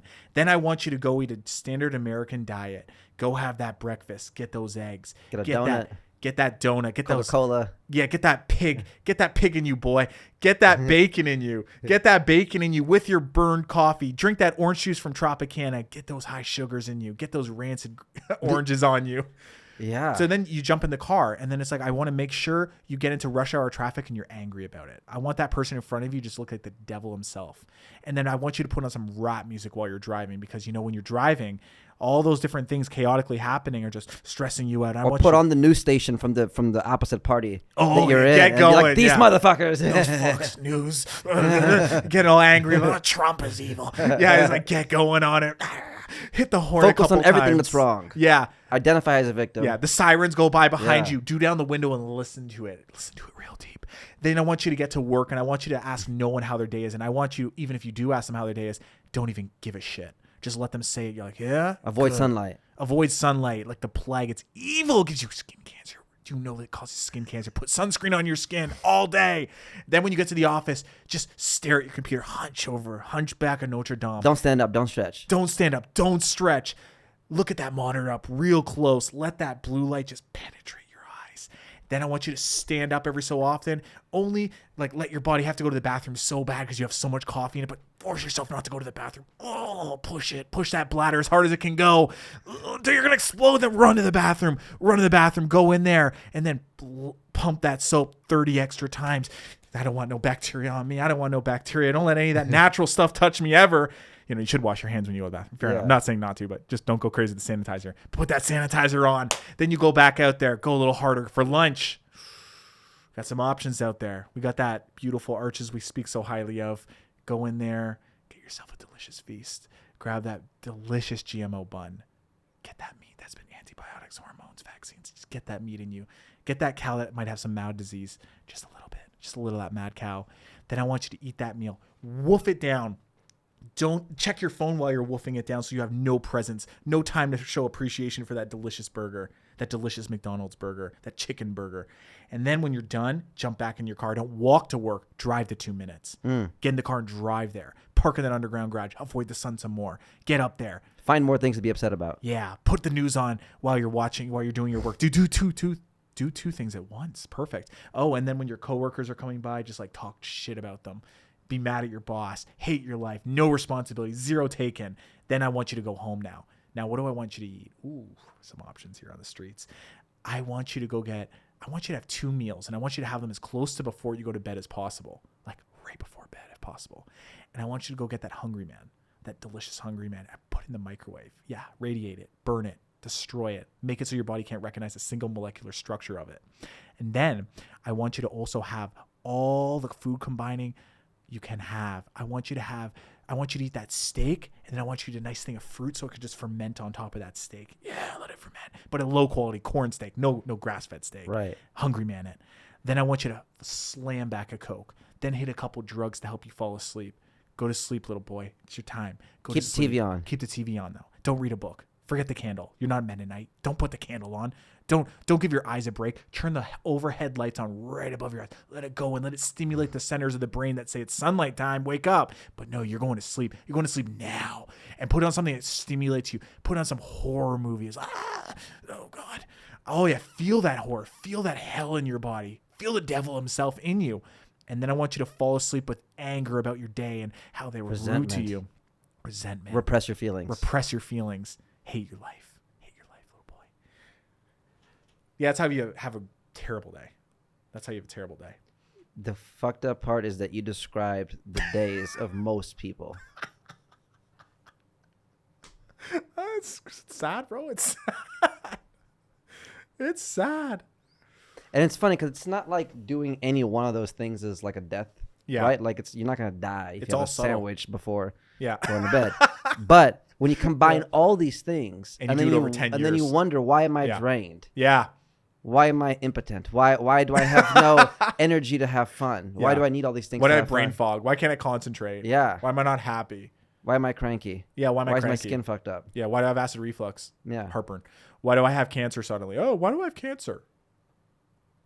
I'll tell you. Let's do an audit. A quick audit what you ate for breakfast today. Our body theoretically is supposed to fight off most dis-ease. Precisely. And we live in a way that disempower our body from doing what it's supposed to do. Yeah. Like my body's supposed to have energy. Yeah. I'm supposed to wake up with energy and be happy. Right. If I wake up without energy and I'm not happy, it's because I did something wrong. Exactly. Yeah. If I wake up with a stomach ache, it's not, my stomach is just randomly aching. No, exactly. I did something. Exactly. Right? I didn't catch a cold. I ate a cold. Yeah. That's a good way. I've never heard that. The cold is not running around just like, he caught me. Tag, you're it. Yeah, even that term, I caught the cold. Really? It's like, no, I ate a cold. Yeah. See, it's all disempowering language. Yeah. It's taught us in so many ways to not take responsibility, because even that, I caught the cold. Yeah.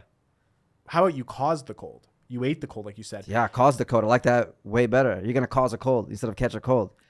And just because we believe these things, we're just reading in Joe Dispenza's book, The Breaking the Habit of Being Yourself, know, and you're just talking about so much of our belief about the experience becomes the experience, not just, in your mind, but also in your body, right? Like if I am about to go skydiving, my interpretation of it is joy.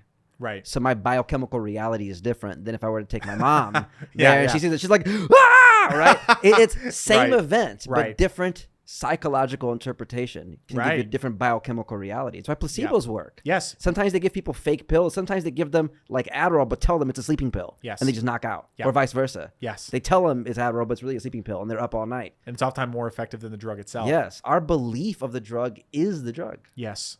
a lot of the times. That's why the big thing for people to come to the realization of is that if your perspective is that like hard, and I get why health is perceived as hard, because fair enough, there is a lot of flack of all directions. There's like, it's a very, you know, you go to the health section in a bookstore. Jesus. Like, And why good is health luck. food always so expensive? And then there's places like in why? Chicago where I grew up where there's what they call food deserts. Yeah. Where there's Yeah. neighborhoods where for many, many miles there is no healthy food. Yeah. It's like that. By the way, I've spent the last 3 years traveling almost every state of America, almost every national park. I've gone to all these small towns. I've been in the cities. Most of America is a food desert, Yeah. a full food desert, full-fledged. Then you have these little meccas of like the utopia of, you know, you go to LA and it's like everywhere you go, there's acai bowls, kombuchas, and green juices. Right. And it's sad because you look at some areas, let's say in the middle of America, and you're like, well, if I'm, you know, somewhere in Kansas, I'm probably not going to find health food. But lo and behold, simple things. The right sleep, which is some of the things we're talking about, can really improve someone's life dramatically. Just like recharging your iPhone battery. Imagine you just like don't charge your battery every time and you let it die. Like get to like, you're always trying to operate on 10% of your iPhone battery. Right. Like I get fight or flight symptoms if I like my battery's around 10%. I'm like, there's like 30 things I can't do now on my phone. My phone's basically dead. What am I going to do later on? And imagine if you plugged your phone in and it lost battery. Would that be a good charger? No. That's a good point. Yeah. Right? So if the way we're living is not charging us as a phone, yep, then that charger sucks. Exactly. Get a new charger, bro. Yep. And the new charger is my friends and family. Please unplug all the devices. Take your phone out of the room. Do not use the alarm clock as much as possible. If you do have to wake up at a certain time, you don't have to have the phone right beside your head to do that. Just put it as far away as possible. It'll still make the noise. Yeah. Yeah. And by the way, speak about Joe Dispenza and that idea is you could tell your body to wake up at a certain time and it will. Yes. Dude, many times I've set an alarm for like an early call time. Yeah. And I always wake up like 5 minutes before the alarm. Isn't that crazy? At exactly the right time. Yep. Even if it's like an odd time or something. Yeah. Sometimes a minute, the same minute the alarm's going to go off. Okay. Statistically, the odds of that. It's happened many times to me. It's so weird. I'm like, yo, I never wake up at this time, but I said I was going to wake up and it just knew. It's the mental command. So try that. Anyone listening, take away. Try tonight. You got to wake up at 8 o'clock tomorrow. Tell yourself, I will wake up. Say it out loud. By the way, how do you have a great day too when you get out of bed? Simple thing. When you wake out of bed, wake up and just say, it's such a beautiful day. Yes. I'm so lucky to be alive. Yes. I do this. I've done this every single day of my life for 10 years. Yes. I wake up about the first minute. It's like a clown joke now I do to people because, you know, if I do these big mushroom retreat things, of course, people, you know, someone might be in a room next to me or like, you know, in the same room, and I will wake up and it's like, it's a glorious day. Wow. What a beautiful day here. Look at us. We're up here in this beautiful cabin in Canada. The birds are out. I think I can hear them. It's like I take it to such an exaggerated form, but guess what? You set the recipe for how the whole day is going to go. You literally create it. You create it into existence. You know, when I work with actors, when we do big productions, when we know we need people to perform at a high level, we do these rituals that just get them into state. Right. And it's like, why do we think we only need to do that when we're about to go on stage? Exactly. Do that any day, anywhere. The rituals, you can literally create that great feeling of a day. Yep. Like if somebody said, I'm having a shitty day, but what if I casted you in a movie where you had to play the happiest person ever today? Yeah, exactly. Just pretend for a second. Yep. Exactly. And if they just pretend all day to be happy, for the most part, they will be, right? Now, maybe they might be avoiding some repressed feeling they have to deal with, but that's a different thing. Yeah. But the moment-to-moment experience of influencing your state, right? It's a choice. What does Tony talk about? It's physiology. It's your focus and your beliefs. Yes. Think about this as an example, too.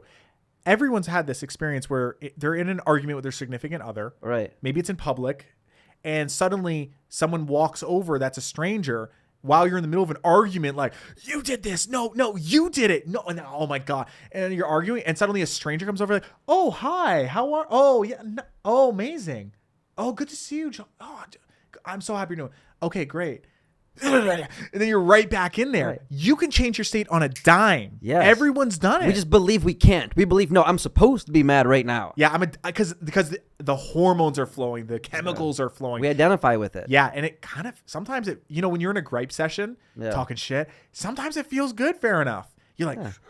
Well, we need to vent and express. Yes, exactly. That's why we have to live life like nature, right? Live in a way that allows us to express it. Yes. Right? Like, so many times I've been stressed out, but then when I go to the gym and I feel my chest is pumped, my arm is pumped, I'm like, I got it. Sometimes I was just feeling like a bitch because I didn't do push-ups. Exactly. Yep. It's like, it's nothing to do with the problem. Yep. It's just my body feeling like shit, and I project it onto the problem. Yep. And see, it always comes back to these simple things. Take 100% responsibility. The second you do that, then you go from the reality of like, oh, my stomach's just upset for no reason. No, you did something. Yeah. You're tired for a reason. Let's figure out why. Oh, you slept at 2 a.m. You woke up right away. Like you had to rush to work. Yeah, of course you're tired.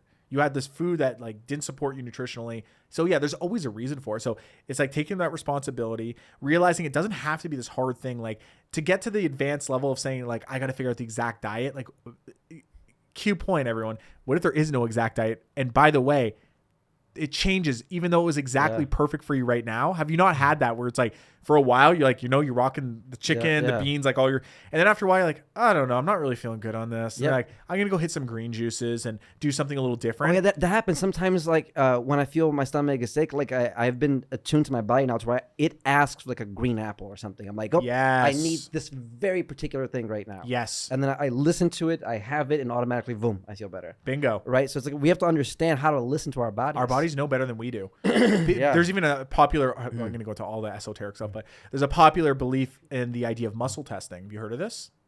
No? Well, like an arm wrestling contest? I know it sounds just like that, right? So when people muscle test, what they'll do is they'll throw statements out there. So like if I were doing it for you, I would have I'd say, hold your arm out and don't let me push your arm down. Hold it there. Now this is very talked about Joe Dispenza. I'm sure he would talk about this in some book. Maybe he doesn't mention it, but you'll recognize there's a kernel of something there. If I start saying things you truly believe about yourself, like I'm a man, okay, I believe in this, okay, I pick a bunch of things that I know you agree with, right, and that you can say yes, and then I start saying things like that you aren't. I'm like, you have blue hair, because your body, and it's shocking when you actually have someone do this for you, because you'll literally see your body will not hold up under a lie. Wow. The lie detector test has a component of that in it. Right, because they give you controlled questions to see what your baseline is on the truth. Exactly. And then they see the difference. Exactly. So people kind of foo-foo muscle testing away like it's some clown thing. But the fact of the matter is, do you think it, like on a lie detector, do you really think it's not showing up in your muscles as well? Right. It's showing up there just as much as your chemical response is your heart rate. So if I start doing that with you, you'll actually detect. So I'll start asking you questions about things you didn't know you really thought an answer of. And you're like, ooh, tell me how confident you actually, and I start working with confidence questions. And there's practitioners who will work with muscle testing and they'll do this with food. That's where I was getting. So if we were to walk up to certain foods, let's say at a buffet, or like the example of the orange or the apple or the pear, and I would say, which one is the most supportive for your body right now? The orange, the apple, the pear. Okay, let's try it again. The pear, the apple, the orange. Okay, your body seems, and then all of a sudden, lo and behold, maybe we do a little testing and find out you need some vitamin C, you need some of the bioflavonoids, you need some of the cofactors that might be in that orange, or maybe the rind of the peel for parasites. And suddenly we find out, oh, that actually worked really well. I'm sure the others would be good too, but point being is, it's better used when you're at a buffet. You could try this. The muscle test, like some people do. If you do it, just make sure you keep your arms straight. Don't aim it too far up. That's going to be a different visual of somebody at a buffet. Yeah, they're like, roast beef, please. Yeah, and the thing is, people do it. Okay, like for instance, I mean, geez, I'll even put it this way. I even do a version of that, but it's not with my arm. It's just you get so in tune, you don't need to start doing the crazy circus show of the arm, where you just like, you'll feel if something's right for you, you'll notice you'll lean in a bit. So sometimes I'm talking to someone and they'll be, sampling a product at one of these health food stores. And maybe it's like some type of green juice with like, L-theanine and a few things in it. And I'm like, do I need this? I start leaning in. I'm like, oh, that was weird. And there's a lot of times where I'm like, do I need this? And I'm like, it's tuning into the clues. Yes, there it is. And getting the aggregate of all the clues from your body. Like a lot of times I just imagine. Okay, well, if I had a banana right now, would I feel better? And it's like, no, but then like a green apple. Like for some reason, green apples for me They really just green stuff. When I have a stomach ache, green grapes, green apples, or the green drink that I have. That's very interesting to know. They specifically, like, I remember where were we, in Cabo? And I was feeling like shit. And I was like, no, I specifically need it. We went to the kitchen and from the hotel, we got it and had one slice and literally, and maybe it was placebo, I don't know what it was, but my stomach was asking for that thing. That's very interesting. Green foods. Yeah. Green foods for me make me feel better when I have a stomach ache. Well, there's a big, it's funny. There's a big body of knowledge that's starting to come out about eating for color. So it sounds like another one of these muscle test things, Shane. But okay, have you heard of something called the doctrine of signatures? Oh, the doctrine of signatures. Yeah, you're like the classic, Shane. It's on page 32 of this book by Richard Hawk. Oh, yeah. So the doctrine of signatures, and many people haven't heard, but you'll recognize when I say it. There's something magical here. There's something encoded into nature and food and the way we live in this system here. The doctrine of signatures is basically foods represent in their appearance, their color, or their function of life, how they affect our bodies. So I'll give you an example. What do walnuts look like? If you really look at a walnut, it looks like your brain. Walnuts happen to have a lot of elements like vitamin E that are good for your brain. If you look at celery, what does it look like? So you're telling me bananas are good for ED medicine? Potassium is pretty good for that. Well, if you take celery, it looks like bones. Celery are high in magnesium, very important element for the bones. If you look at a carrot, people always say carrots for the eyes. Well, why? If you cut a carrot and look at it, it looks like the eye. Vitamin A, but beta carotene for the eyes. No shit. So foods represent in nature what they actually do to the body. It's almost like the little clues were inserted into the design of this place. What are strawberries good for? So let's think about it. What does it look like? Strawberries almost look like, I would say they actually almost look like the way they're perforated with those little tiny seeds on the outside.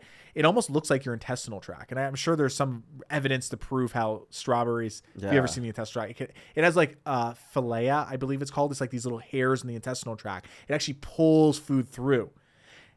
Strawberry almost has, like, if you see a wild strawberry, which is very rare, by the way, if you're out mushroom foraging, you find it. But if you see a strawberry that's like organically farmed, it'll have little hairs almost on it. Yeah, I've seen like little fuzzies. Yeah, I wouldn't be surprised if it's something for the intestinal system. Wow. Some foods and their color also represent what they do in the body.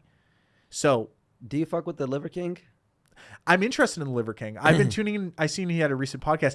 I think Liver King's really intelligent marketer. I think if you really had him cornered though, and you were with him at a mushroom retreat for a couple of weeks, and you're like, do you actually think the liver thing's that good for you, bro?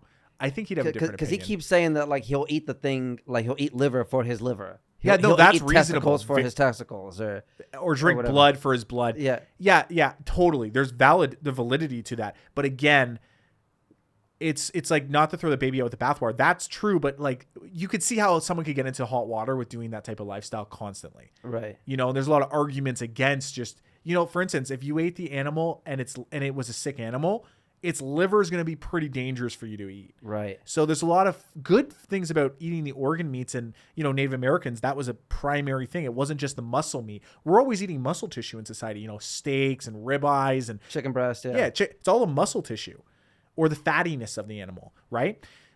Pigs mainly, it's fattiness. So when you look at it like that, okay, well, it makes sense that if you were hunting an animal back in the day, you wouldn't just eat the muscle tissue and then like, oh, the liver, the heart and all that, throw that garbage away.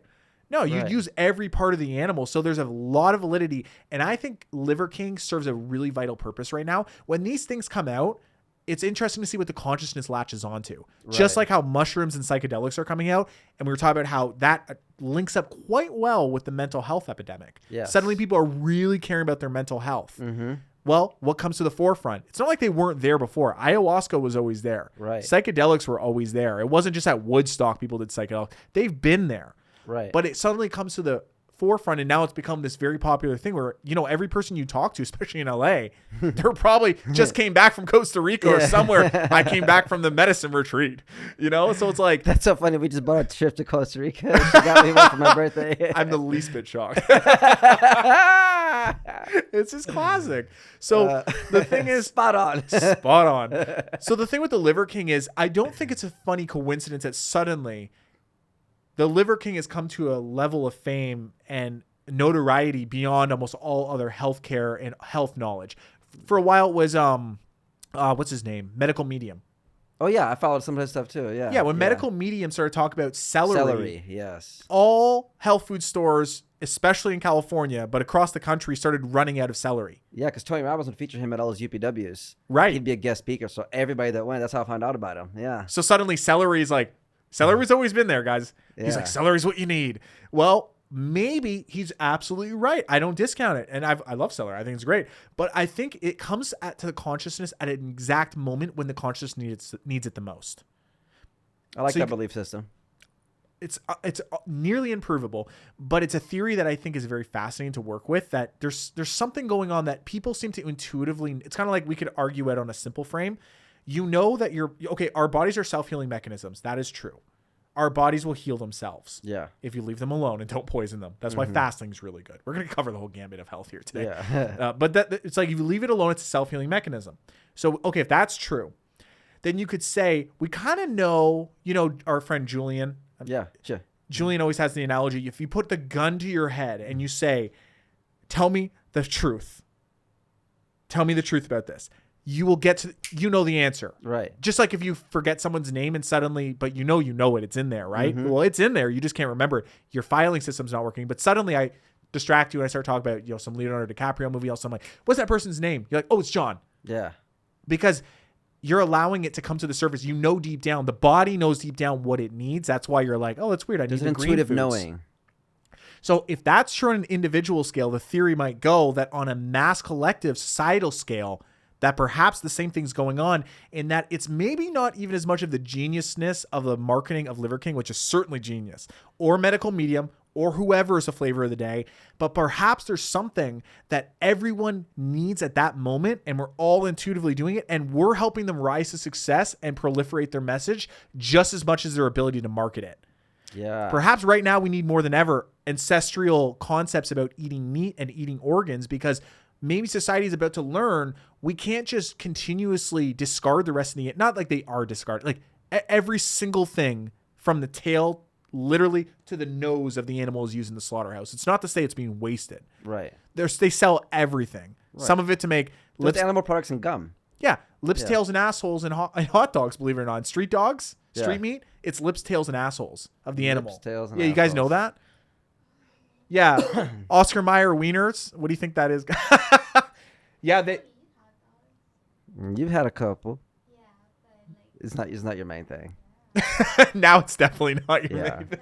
If you want to eat asshole, wait till we get home and let me take a shower. If you want the lips and the assholes, just wait till we get. I got you, baby. Don't worry. Yeah, I mean, everyone should Google this for a shocker.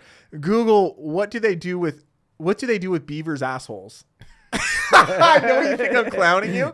Look up common food product made with beavers' assholes. I'm not going to tell you. Just Google it. You're going to laugh and you're like, they're clowning us now. This is a full clown show. They're getting us. They got us. They're using every part of the animal. That's the point. And weird animals too, you wouldn't expect. But they're using every single part of the animal. But maybe what we need to look at as a society is we need to get off this addiction of just always eating like the muscle tissue of the animal, because it's out of balance, because it would never occur in nature. Back to the original philosophy or tenet, eat as nature intended. Because when you go back, almost everything seems to point to that being true. And by the way, that has subcategories. You could say eat as nature intended means move as nature intended. What is the most healthy movement for the body? What do you think it is? Walking. And why? Because that's what we did for the longest period of time. Yeah. We walked. Why did we walk? Because we had to go get food. I always feel better when I walk. When I take my dog for the loop around this complex, it's just literally, no matter what I'm feeling, by the end I feel better. I never say, oh, I shouldn't have gone on that walk. Yeah, no one ever says. Exactly. Never. Yeah. Yeah. Because walking, unless you get robbed when you're walking. Yeah, exactly. Fuck, I shouldn't have gone on that walk. Yeah. But not because the walk didn't feel good. Exactly. Yeah. It wasn't the walk's fault. Yeah. It was the robber. So that's the thing, is because it's a natural body movement. It's what our bodies are actually physically engineered to do. We're the way our body's structured is meant to walk. We're meant to walk every day. Healthiest people around the world that live the longest actually walk at least an hour a day. Yes. And a lot of times barefoot. People don't know. So walking is a natural body movement. By the way, it's different than being on a treadmill though, because walking outside, think about it, you're getting the natural energy from the sun, you're getting the vitamin D, you're getting the warmth of that. You're also getting a chance to go from looking at your phone to actually being able to externalize instead of being up close. Like, think of how much of our reality is like this close to our face. Yeah. We're not seeing anything in the distance. Exactly. Our ancestors, sharp eyes, they would be able to look far out in the distance, be able to see things. Look at the epidemic of danger we have going on with our eyesight just being diminished year after year. Yeah, and now they have the treadmills, they have the TV that show you a video of somebody walking through the forest. And you can pick if I want to walk through this forest or that forest. It's like, dude, just go for the walk. Exactly. But somewhere in the world, Joe Dispenza's like, no, guys. Just play it out in your minds. Just watch them. But actually, that's true too. Yeah. There's a lot of evidence for that even they've done experiments. There's a great book. It's called Psychocybernetics. There's 2 copies of it. But the book talks about, this back in like the 70s, they're talking about how they were showing experiments, and they do this with Olympic athletes now, where they're just them visualizing going out and shooting. They did like a group of students where they did like 20 students with basketball, like seeing if they can improve their shot. 20 students would practice every day for a month doing at least 30 shots and getting it in from the 3-pointer. Then they took the next group, and the next group just did nothing. It's like the control group. They didn't think about it. They didn't go out and shoot. They just didn't touch basketball. Just control group. Then the last group didn't shoot the baskets, but sat there and just visualized for 15 minutes every day, shooting and getting it. Do you know that the group that visualized and the group that actually shot it were the exact same improvement score by the end of the month? Wow. The exact same. Now think about that in reverse. How many times we envision things going wrong? And they happen. How many times we're like, oh my God. Yeah. Yeah. We literally create them. We create the prophecy and then we fulfill it. Yes.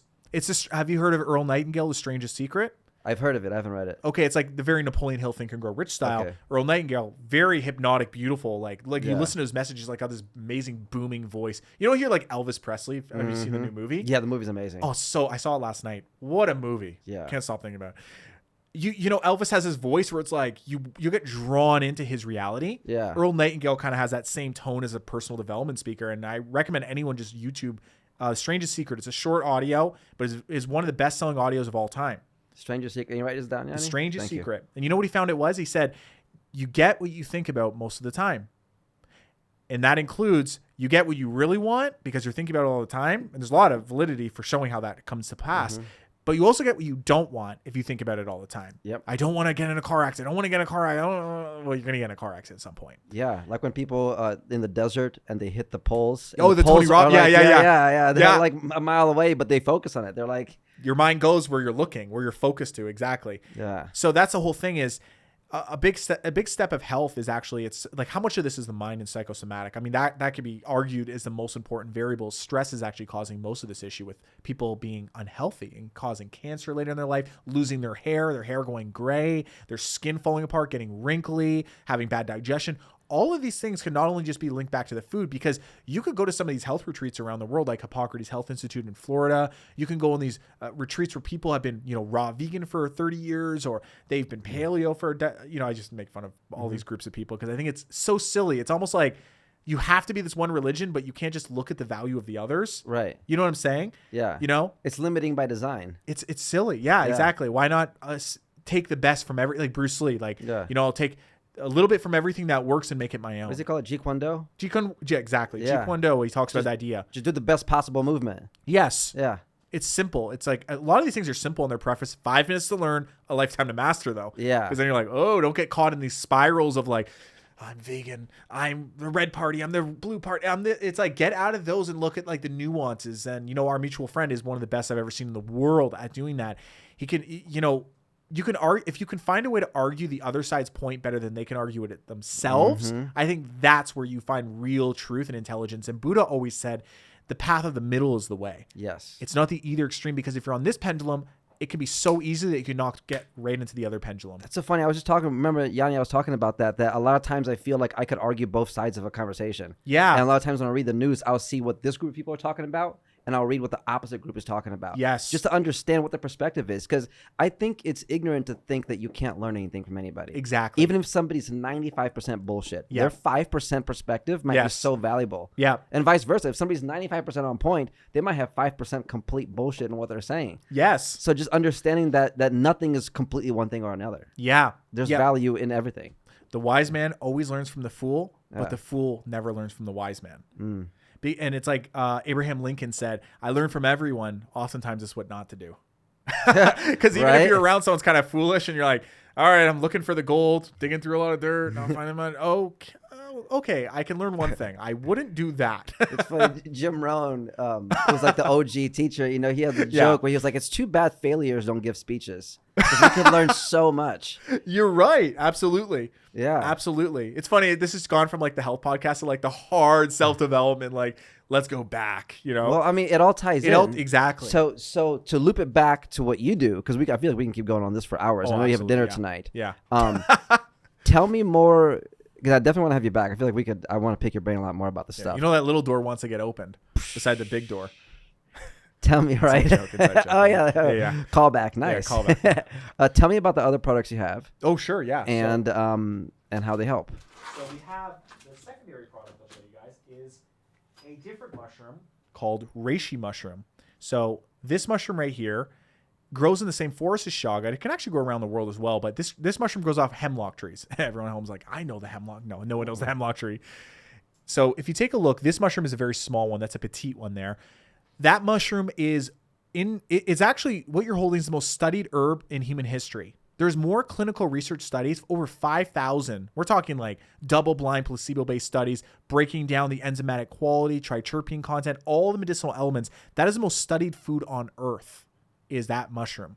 Wow. What does it do? Yeah, you're like, so what did they find? Yeah. So here's the word. They're like, it's really good for you guys. Yeah. It's immune boosting. How long did that take? Yeah, but it's funny because all these things our ancestors knew. It's like science finally discovers after, 30, 40 years of research. Shit, the meridian pathways that Chinese medicine has been taught about for 5,000 years are correct.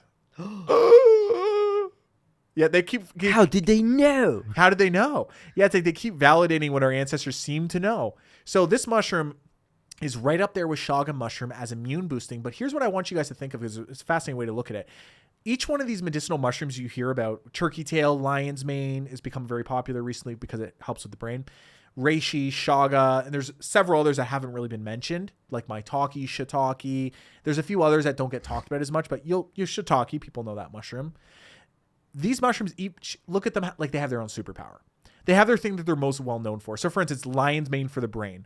Lion's mane has something called nerve growth factor, and it actually crosses the blood-brain barrier, which is very rare in nature. Very few things can cross the blood-brain barrier. It's there to help us. It's very important. Okay, that other thing that I take has lion's mane in it. So yeah. Okay, got it. And the lion's mane is designed to help with cognition. It increases memory, and it actually works on the nervous system. That's how it's working in the brain.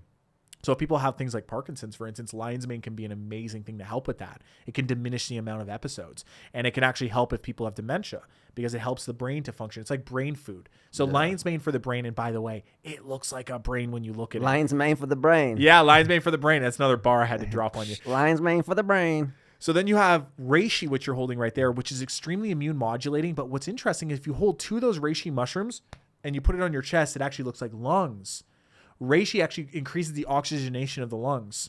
So it looks like lungs as well. In practical terms, this thing that's in that bottle will help with breathing. It'll help clear the respiratory system, and it'll help increase the immune system. Now, it's not just on its own, though. This is the key, because this is the whole idea of herbalism. This is the secrets of it. Is a lot of these herbs can be great to take on their own, but when you combine them, they create this synergetic effect. It's kind of like if you're doing all the things we're talking about, like you're sleeping good, you're walking, you're working out, you're eating good food, you're having green juice. Well, they combine. There's more power in the whole than just in the individual parts. Yeah. So we put in a formula. It's a Chinese medicine formula of red jujube, schizandra, and goji berry. Okay. People are familiar with goji generally. These are the three number one herbs, the number one berries in Chinese medicine, which remember is our oldest study that we have on earth of nutrition. Right. 5,000 years going back.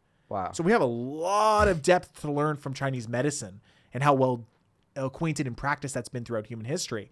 So these are what they consider to be the three most medicinal of all the berries, of all the fruits, those three. And you've mixed those with this. Mix that with that mushroom, which is also regarded in Chinese medicine as the number one besides chaga. Those two are the number one and two, I guess you could argue. But reishi in this formula. So the way we put this together is those herbs I just mentioned, the goji, schizandra, and red jujube, all of those are blood herbs. They're for the blood. So we do oil changes for our car. We need to do the oil change for our blood system in our body. And how does that show up if somebody doesn't take care of their blood? So if you don't take care of your blood, what ends up happening is you hear about the issues that people have with having high cholesterol. The high cholesterol has no bearing on your health whatsoever. The only dangerous part, because people are extremely healthy in, for instance, France, and if you go to test the cholesterol level of people in France, right, with butter and the fattiness, it's through the chart. But how low is the heart disease and heart cancer? It's extraordinarily low, far lower, because it's not about the cholesterol amounts. Cholesterol is actually very healthy. It's actually fuel for the body. Cholesterol is not the problem. So when they test for cholesterol, that's a trick by the drug companies, because when you eat fatty foods, you have a high cholesterol. That doesn't mean anything bad is going to happen. They then start giving you cholesterol lowering medication, which is, by the way, one of the number one, is in the top 5 most sold drugs in America.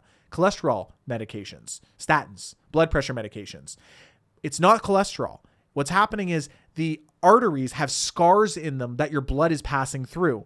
And when they get scarred, we're going to talk about how they get scarred. When the cholesterol passes through those scars in our arteries, it actually collects in that area, builds up, and stops the amount of blood that can flow through, which then causes someone to have a collapse of one of their arteries, heart disease, and then they have a heart attack. Heart attack's one of the number 1 killers in America. So what causes them to get scarred? Here we go. This is important because this is, we're linking back. You're going to start seeing how this all hyperlinks back to each other. Okay. When you get in the shower every day, that chlorine and fluoride that goes in the body, it absorbs in through your skin, and it actually goes in, and chlorine is so small molecularly, it actually scars the arteries inside your body. Pasteurized dairy, pasteurized milk, which is basically every single thing on the market if you're not at a health food store, is pasteurized. And by the way, even at the health food store, it's all pasteurized and homogenized. When they homogenize milk, they spin it so quickly. This is by the dairy industry. You're starting to catch the significance that everything done by the mass manufactured industries is been done in a way that's nothing to do with our health. It's to increase shelf life, increase profitability, increase margins for their shareholders. That's all that it is. So when the milkman used to come and deliver milk to your door back in the day, one of my grandfathers was a milkman, when they would deliver it to your door, they say the cream will rise to the surface, something being good. Well, the cream will rise. Well, the cream would separate and milk would only last so many days before it would go bad. That's why the milkman had a job. Right. He'd have to deliver pretty regularly. Well, then the dairy industry got a hold of it. Then they started doing this thing called homogenization. They started making claims that people are getting sick because the dairy's not being cooked. It's raw. There's living enzymes. If people look into that story, it's total bullshit. It is not true at all. It's one incident, one time where someone got sick from drinking raw dairy or unpasteurized dairy. That is like God's superfood right there. It's that right there. If you were to say what's on God's dinner table, I tell you, it's a glass of raw dairy. That is nature's straight perfect from the food. teat. Straight from the titty. Like literally the cow titty. Straight from it. From that to a cup to the mouth. Precisely. Not heated up, not homogenized. So the industry has unlimited lobbying money, so much so that I don't know if maybe it's a thing for kids in Canada, but maybe it happens around the world. When I was in school, I remember in grade 3, the milk dairy board came to our school, and there was an advocate there talking to us about why chocolate milk was so good for us and it's important for our muscles. Yeah. And they sold us this big... And the triangle food chain thing. Oh, which is a joke, a total joke. Anyone in health at all knows it's a joke. But people believe it because it's taught in school and people don't question it. Because the problem is if you question it, you say, well, then what's the alternative? Oh, guess what? The alternatives, you got to, it sounds bad, but you got to change your entire life. You can't even go to the stores you shop at. You can't eat at the restaurants you've been going to. It's all poisoning you. Someone's like, it feels like a massive loss. A massive lie has been revealed, and we see people want to be the ostrich with the head in the sand. Yeah. Because now you have to change your whole life. Do people like change? No. By the way, do people also like to find out that the food that they were eating growing up their whole lives, the roast beef and mashed potatoes and the glass of chocolate milk, do they want to find out that isn't good for them? Then what does that conjure? They're like, my parents were poisoning me? Yeah, but they didn't know that. But why didn't they know that? Because they never questioned things. Why didn't they question things? So they didn't take responsibility to go learn. They didn't put 2 and 2 together that if I take this, I don't feel good. I have a headache. Do I need this drug? And it's habitual. Yeah. It's habitual now because food is such a thing of comfort. Yes. So when you say, hey, that food's bad, what they're hearing you say is, you're going to take away my comfort. Right. I'm having a shitty day, Shane, and this thing makes me comfortable. Yes. And why do you want to take away my comfort? Fuck you. Exactly. I don't care. Well, you go be healthy. I'm going to go be comfortable. Yeah, I'll deal with it later. But then we don't understand that thing that's giving us comfort is creating some of the discomfort. Exactly. And because it's different than, it's because it's different than fitness, and fitness gets wrapped into this world of health, is because fitness is visible. You can see it. Right. So it's perceived as healthy, right? Well, the danger with health and wellness is if people don't get this under control, they're passing the buck to their future life. And we know people live for the moment. We're living in an Epicurious society. Yeah. We're not living in a stoic society in which, delayed gratification is well practiced in this group of the world. It's become, the downfall of all civilization, of all societies, the Roman Empire. It starts when society stops caring about the future generations or their future life, or a year from now, or the consequences later on. Hence why people go to the bar and blast themselves drunk. And it's not to say, by the way, that there's not a place to have a drink. It's not like to be extreme. That's the secret. Don't be extreme. But if we're living in a world in which every single thing we're doing is just saying, yeah, it's not a big deal. Pound the Molly, drink the Coke, Chick-fil-A tastes good, all the sauces, high fructose.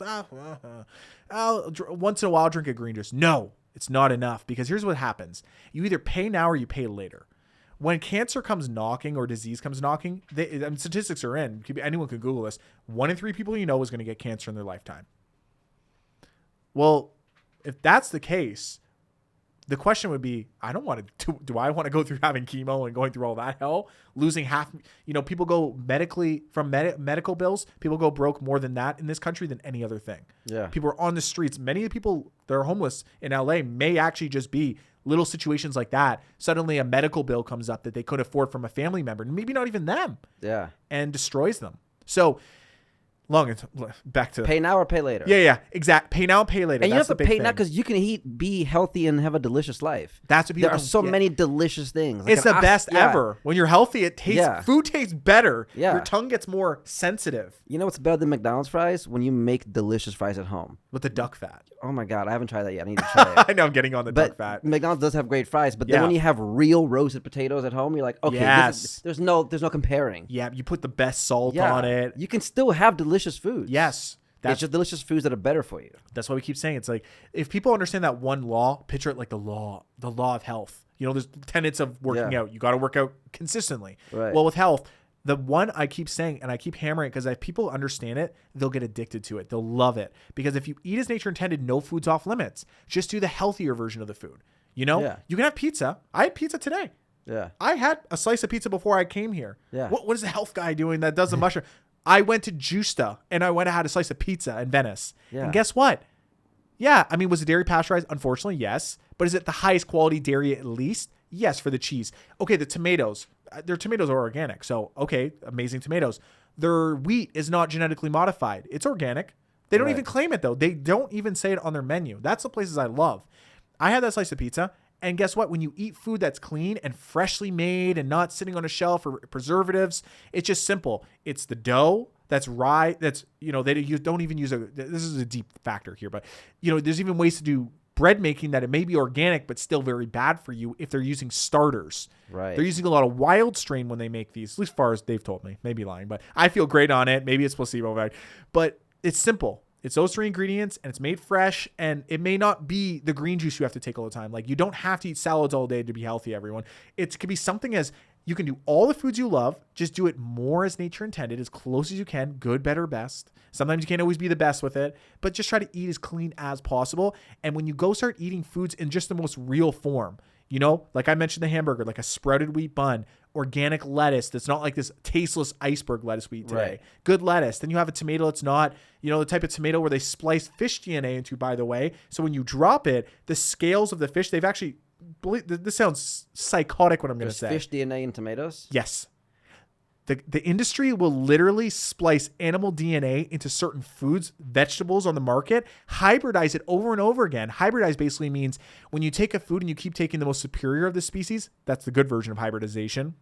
If you have a flock of animals and these are the healthiest chickens and they mate together, evolutionarily kind of concept is, well, the babies they'll make will be stronger than the sick and diseased animals. Right. Okay, so that's a good idea. But where it's taken out of use and not good for us is when they start hybridizing foods, but then they make these genetic strains actually get weaker. You know, if you found with dogs, if you look this up, purebred dogs get sick more than animals that are more mutts, they call them.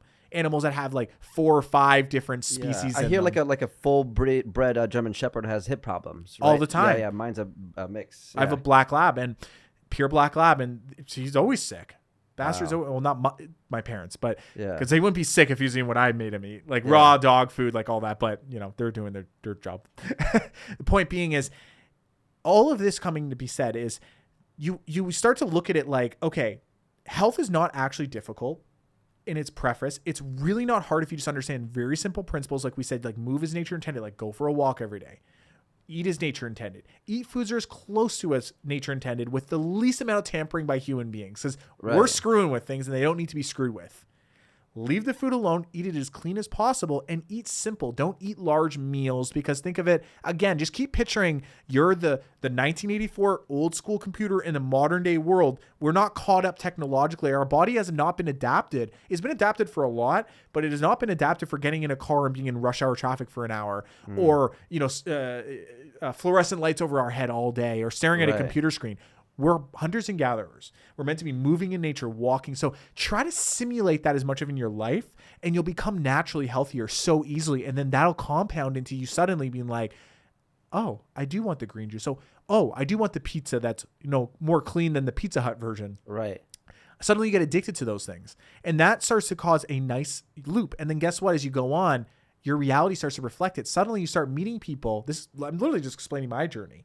Because when I started, I was just like, I know, be vegan. It seems fine. Oh God, there's a lot more to it. You start, when you get on this path, it becomes very fascinating because it alters your life in beautiful ways where you start to appreciate things deeper. Food tastes better. Food becomes exciting to go out to a restaurant because then you're like, if it's a good, clean restaurant, man, you taste it, your taste buds get better. And your you feel better afterwards. Yes, you do. You don't just have a crash right afterwards. Exactly. You can eat great food and then have energy to go play. Exactly. Yeah. And with that being said, you then naturally want to do it more often. And then you come across people in the world that suddenly know a lot about some topic of health that you never thought of. Yeah. Someone starts talking about like they're like a hair care expert and they know all about like what herbs the hair needs or what foods to eat to have better, beautiful hair. And you're like, oh, cool. Then the next, month or two later, you're at a health food store buying water and you start conversations with health food people, which are generally very kind, amazing people because just like personal development people. Yeah. They're very open. So then suddenly you're at a store and you're buying like some bottled water and they're like, oh, by the way, there's a wild spring up the road. You can go get water straight from the earth. You're like, is that safe?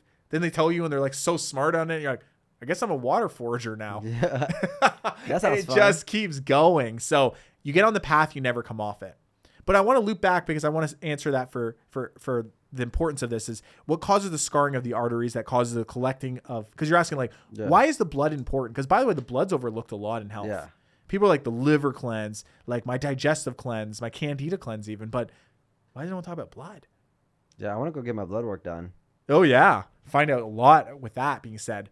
But the thing is, it's challenging with a lot of the studies or a lot of the tests you can do is not to take away. They should be done. They're great to do. The problem is the body adapts so quickly and changes that you might do like a microbiome test to find out what foods you're allergic to and what foods are good for you. But do you know if you go a few months later and do the same test, it could be radically the opposite results. Wow. Some people are just overeating certain foods. Like, for you, you actually might start developing an allergy, believe it or not, to poultry. People can develop allergies to any food. For instance, aflatoxin from peanuts. People get really allergic reactions to peanuts, so much so they need EpiPens. That occurs actually from one of two things. Either peanuts can be very toxic because they have mold on it. If you go too long without eating peanuts, though, and you suddenly go eat some peanut butter, you could actually get pretty sick. Wow. Or if you're sensitive, you'll feel like, oh, I do not feel good. Same with pork.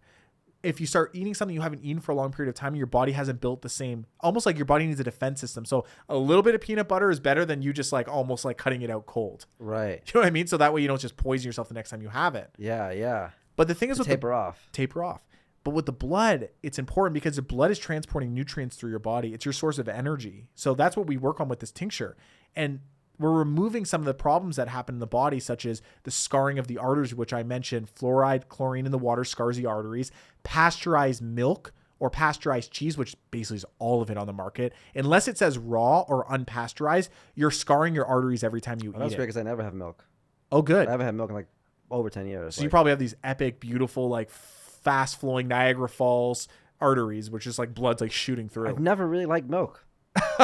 Just the muscle test. It happened intuitively. Yeah. I was never called for it.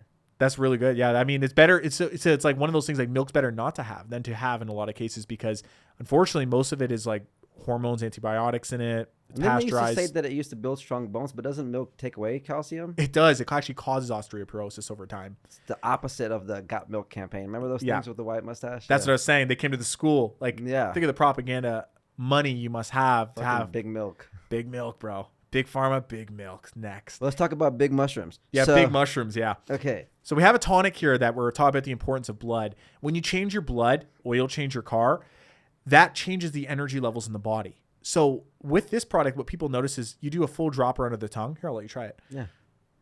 Just crack that seal. Let you do it.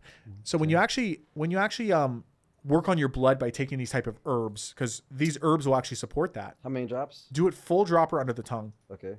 Yeah, so that full dropper you have there, and keep it under your tongue for about 10 seconds. That actually activates the sebaceous glands. That your body has glands underneath your tongue to sense when food's there, and it'll send signals for your body to absorb it. Now just hold it there, enjoy it.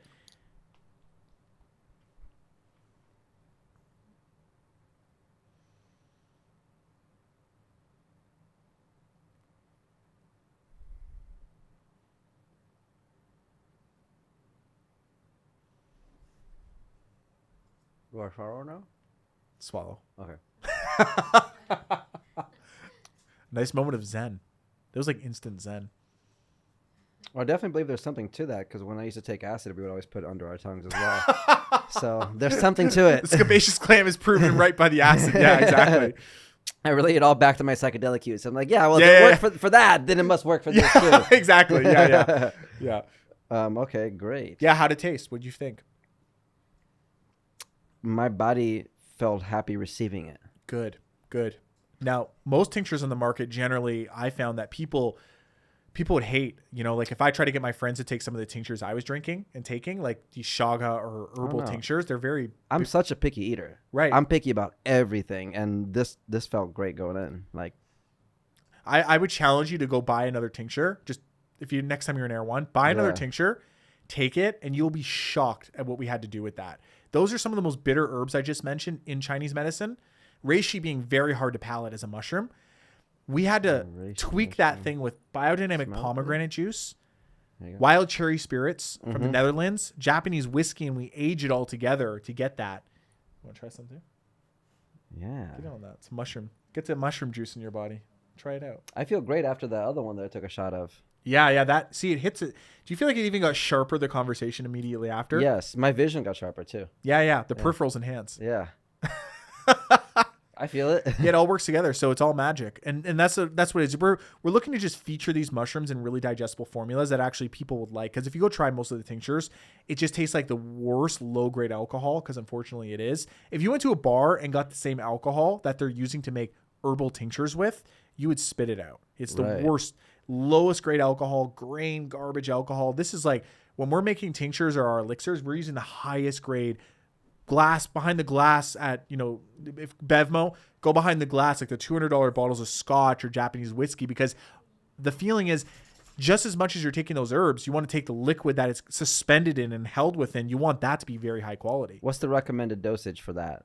So and the other one? Like if somebody were to buy your products, how often should I take it? Every day? Yep. So we say take it every day to get the compound effects. Usually most people, especially for 2 weeks, if they're taking both products, will really notice a kick of that mental clarity. They'll see it in their skin, their eyes. Mm-hmm. They'll notice their sleep is better, because that mushroom reishi is also very good for sleeping, because there's some herbs that are called downer herbs and some that are called uppers. So reishi helps you calm down at night. The shaga, remember I told you about the pineal gland? The melanin actually supports the pineal gland, which secretes melatonin, so it helps you sleep. So you better sleep. So if you're taking these every single day, you're doing a full dropper of this every day under the tongue. You can do it on an empty stomach or with food. It doesn't matter. With food is a little bit less good, in my opinion, though. On an empty stomach, it absorbs a lot easier. So you do a full dropper of this. You can do it twice a day if you want. one at least, and then do 1 ounce of the chaga elixir that I was showing that you tried first. And you could do that with food or after. Now that one after food's good because it's the digestive. All those herbs I was mentioning, they're all digestive herbs. So taking digestives. So the shot I could do after food. After food, yeah. After breakfast. Yeah. There's aperitifs and there's digestives. Like aperitifs, like ginger before eating sushi, opens your palate up, helps your digestion. Okay. Yeah, that's like an aperitif. And then there's things that are after a meal. Ginger can also be a digestive too. So the chaga elixir is more like a digestive. Take it after your meal. Right after your meal, help you digest your food, sleep amazing, sexified skin, tastes good. Yeah, baby. We age it. What more do you people want? Like, Jesus, we'll do everything for you guys. Yeah. And we make it locally too. We actually make it up in Ojai, California. Oh, dope. So we used to make it in Venice because, the trendiness of Venice and the consciousness is very forwarded there. People are very much into spirituality. So it made sense to make mushroom products there. But we thought, let's make it up in Ojai. And if you've have you been to Ojai? I've been to Ohio. Oh, okay. So treat for you then if you ever come up there. Ojai is right beside Santa Barbara. Okay. It's a little bit inland. It's a health mecca. Like a lot of Indian gurus have been there. Krishnamurti is a famous Indian guru. Very interesting psychology. Okay.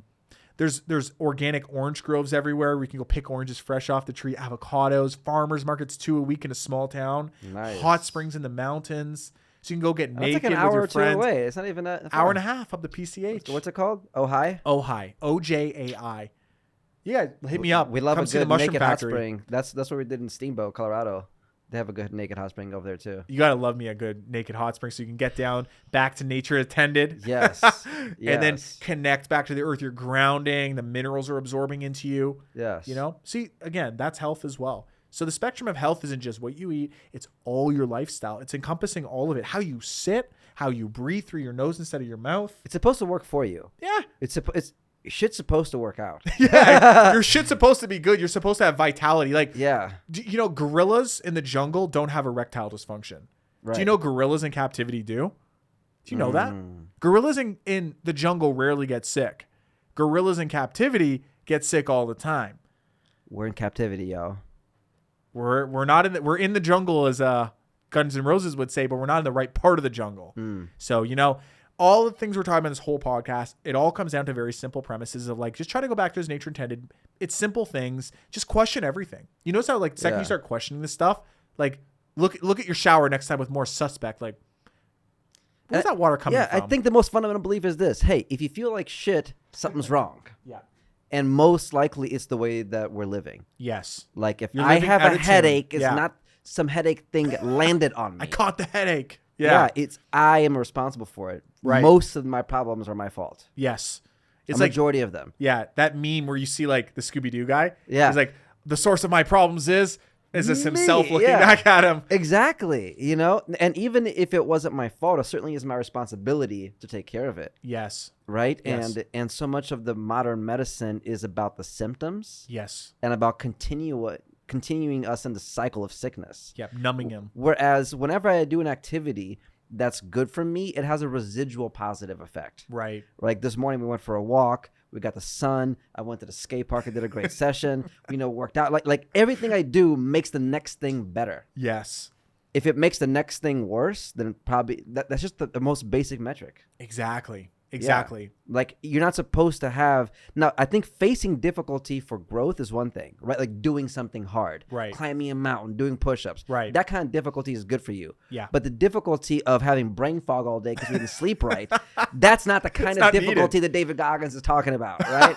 Like, you gotta go hard. You gotta go hard doing the right stuff. Yeah. So we have the first shot that I took that felt great with the tincture. Yes. What else do you got in there? The last thing we have in the bin, magic bin here, is we have just this is a very interesting product because this is just the mushroom itself. This isn't the mixture with herbs. It's just the dried pieces of the mushroom. So we've taken the giant mushroom you saw and we break it down. After we forage it, we sun dry it, and then it gets in these dry, petrified pieces. And that's it right there. Now, what you do with this is you actually brew it like a tea. You actually put it in your crock pot, or you can put it in slow cooker. You can put it in the pot on your stove, a kettle. You want to hot water extract it and make a tea that makes this delicious, dark, herbal, almost coffee-like type tea that has no caffeine, but gives you that nice mental energy because of that pineal gland we were talking about earlier. Yeah, because energy isn't just being hyper, like I said earlier. Exactly. Sometimes caffeine just puts me like this. And it's like, no. Energy means that I have my faculties ready. Right. That if I need to go, I can, but I can also chill. I can have a moment. Being able to have that flexibility to go between having energy and dialing it down, to me, is energy. Yes. And that's not to be confused with like popping Adderall and just blasting through the day. Yes. Right? There's a different feeling. Yeah, it's a choice. It's a choice that you actually have in your body when you have control of your body. When you have energy, you could have just as much energy of someone running up and down, frantic, and running up flights of stairs as someone just like, just that sharp clarity in their mind, and they can focus, pick up a book, go into it, and they have that clear, or jump into a task for, maybe you editing a video. Yeah. You could be there and just be sharp for like 3 hours. Yeah. That's energy. It's controlled energy. Yes. So this assists with that. When you drink it, it gives you a subtle form of energy that's not quite like the adrenals you get, the adrenal glands at the back of your. Yeah. It doesn't pump those like coffee does, where that cycle goes up and down. It gives you this nice, clear mental energy. It's a nice, beautiful energy, and it's very sharp. So that's what drinking this tea, and you can drink multiple cups of the tea a day. And once I put this piece here onto and make tea with it, is that piece done now? If I extracted everything from it and throw it away? No, actually. What's great about shaga that's so magical, it's one of the best valued things I think you could purchase. Like if you go to a health food store, like what's the best value for your money to give you the most amount of medicinal elements like minerals, antioxidants, and enzymes? It's shaga. Because shaga can be rebrewed. This can be rebrewed 2-3 weeks worth. So the amount of I can put this in a crock pot, make tea today, use the same one tomorrow. Yep, keep it in there. You just put the lid on top, shut it off. Wow. Wake up in the morning, turn it on to warm it up. And guess what? It's not like some things like you could, essentially you could do that with green tea. You could brew it maybe twice, you could argue. Right. And you would still get some of the L-theanine and different elements in it and antioxidants. But with shaga, on the 6th or 7th brew, can actually have more medicine than the first 1 or 3rd brew. Maybe it takes getting down through the layers. It's cell wall. You can feel how hard the mushroom is. Yeah. That's a strong, strong cell wall that you have to break down. Yeah, check out both of them. So that cell wall of shaga, when you extract it and it breaks it down, you keep getting more medicine. Basically, the way you know it's done is when the water is no longer turning dark. So if you're brewing your shaga tea and the water's just transparent, that's how you know you pulled what's water soluble. But what's great is if everyone usually has like a bottle of vodka or a bottle of gin, like some type of alcohol in their cabinet at home, in case they have friends over, you can actually turn that alcohol medicinal by actually taking those pieces of shaga and just throw it in the bottle. It doesn't change the flavor because some of shaga, and actually most of herbs have the same component. They call it dual extracting. It's really important. You can hot water extract something like making a tea from it or throwing it in a soup, for instance, but not all these herbs are only extracted in water. Some of the medicinal elements are only extracted in alcohol, fat-soluble elements. And a lot of these are really healing for the body, but you don't get access to it if it's only in hot water. So if you leave it in your alcohol and you just leave it there, don't touch it, leave it for 6 weeks, 8 weeks, 2 months, 2 years. Does it take away from the alcohol? Does it Not make at it all. Okay. It actually will extract into the alcohol. People do this with like even butterfly pea flower. They'll do it. You see these alcohols like vodka on the market now. It's like kind of like purple vodka. Yeah. Like, what the hell is that? It's because they're extracting an herb into it. It's called butterfly pea flower. I think it's from Indonesia. So you could put herbs in alcohol, and I think that's a huge industry that's about to happen. Have healthier alcohol. And it's a great delivery system. By the way, the tincture that I just showed you, that reishi tincture, the reason why tinctures are really effective is because tinctures have high alcohol content. It's usually about 30% alcohol and about 60-70% water. That's how they're making tinctures. So tinctures have been practiced for many years. So with the tinctures, when you take it, the alcohol bypasses digestion, which most people's digestions are very compromised. They're not actually absorbing a lot of the foods you're eating. Right. It actually bypasses that and goes to your liver. Alcohol is processed in the liver. Right. Well, when you take shaga and reishi, which have things like triterpenes, beta-glucans, betulinic acid, these are all words for the medicinal quality they have to support the liver and provide it medicine. Right. You're literally giving it its delivery system to go straight to the liver. You're bringing those medicinal elements into your liver, which then heals your body. Your liver is the most connected organ to your skin. So then people are like, wow, I notice when I drink shaga, my skin looks great. I'm glowing. Oh, shit. Well, because you're supporting your liver, and most people's livers are compromised badly. Yeah. So that's a great thing. So when I'm mentioning about putting the pieces of shaga afterwards, after you've brewed it, throw it in alcohol. let it sit there, and then next time if you you're gonna pour a have the shot, vodka anyway, might as well have it be healthier for you. poison and medicine at the same time. Yeah. You know what I'm saying? I love it, man. Dude, you're a breath of knowledge. It's fantastic. Well, this is 10 years of obsession and 10 years of like starting off simple. I didn't know anything. I was very sick at the time. I was sweating constantly at hyperhidrosis. It means you have uncontrollable sweating because your lymphatic glands are so backed up with poison. So I came from a bad palate. I had acne all the time. I had constant fatigue, adrenal fatigue all the time. I worked at Starbucks when I was a teenager. Drinking all the coffee can make you very tired. Pounding it. You know, you make a drink for someone. Oh, you made it wrong. Oh, they don't want it. Then you have coffee, then this on your break. Well, yeah, that's going to cause adrenal fatigue at some point. And most people are completely adrenal fatigue. Look in their eyes. You'll see under the circles under their eye. You'll see like they're beat up looking. They're tired. Yeah. A lot of it's just caffeine. The caffeine addiction's gone really bad.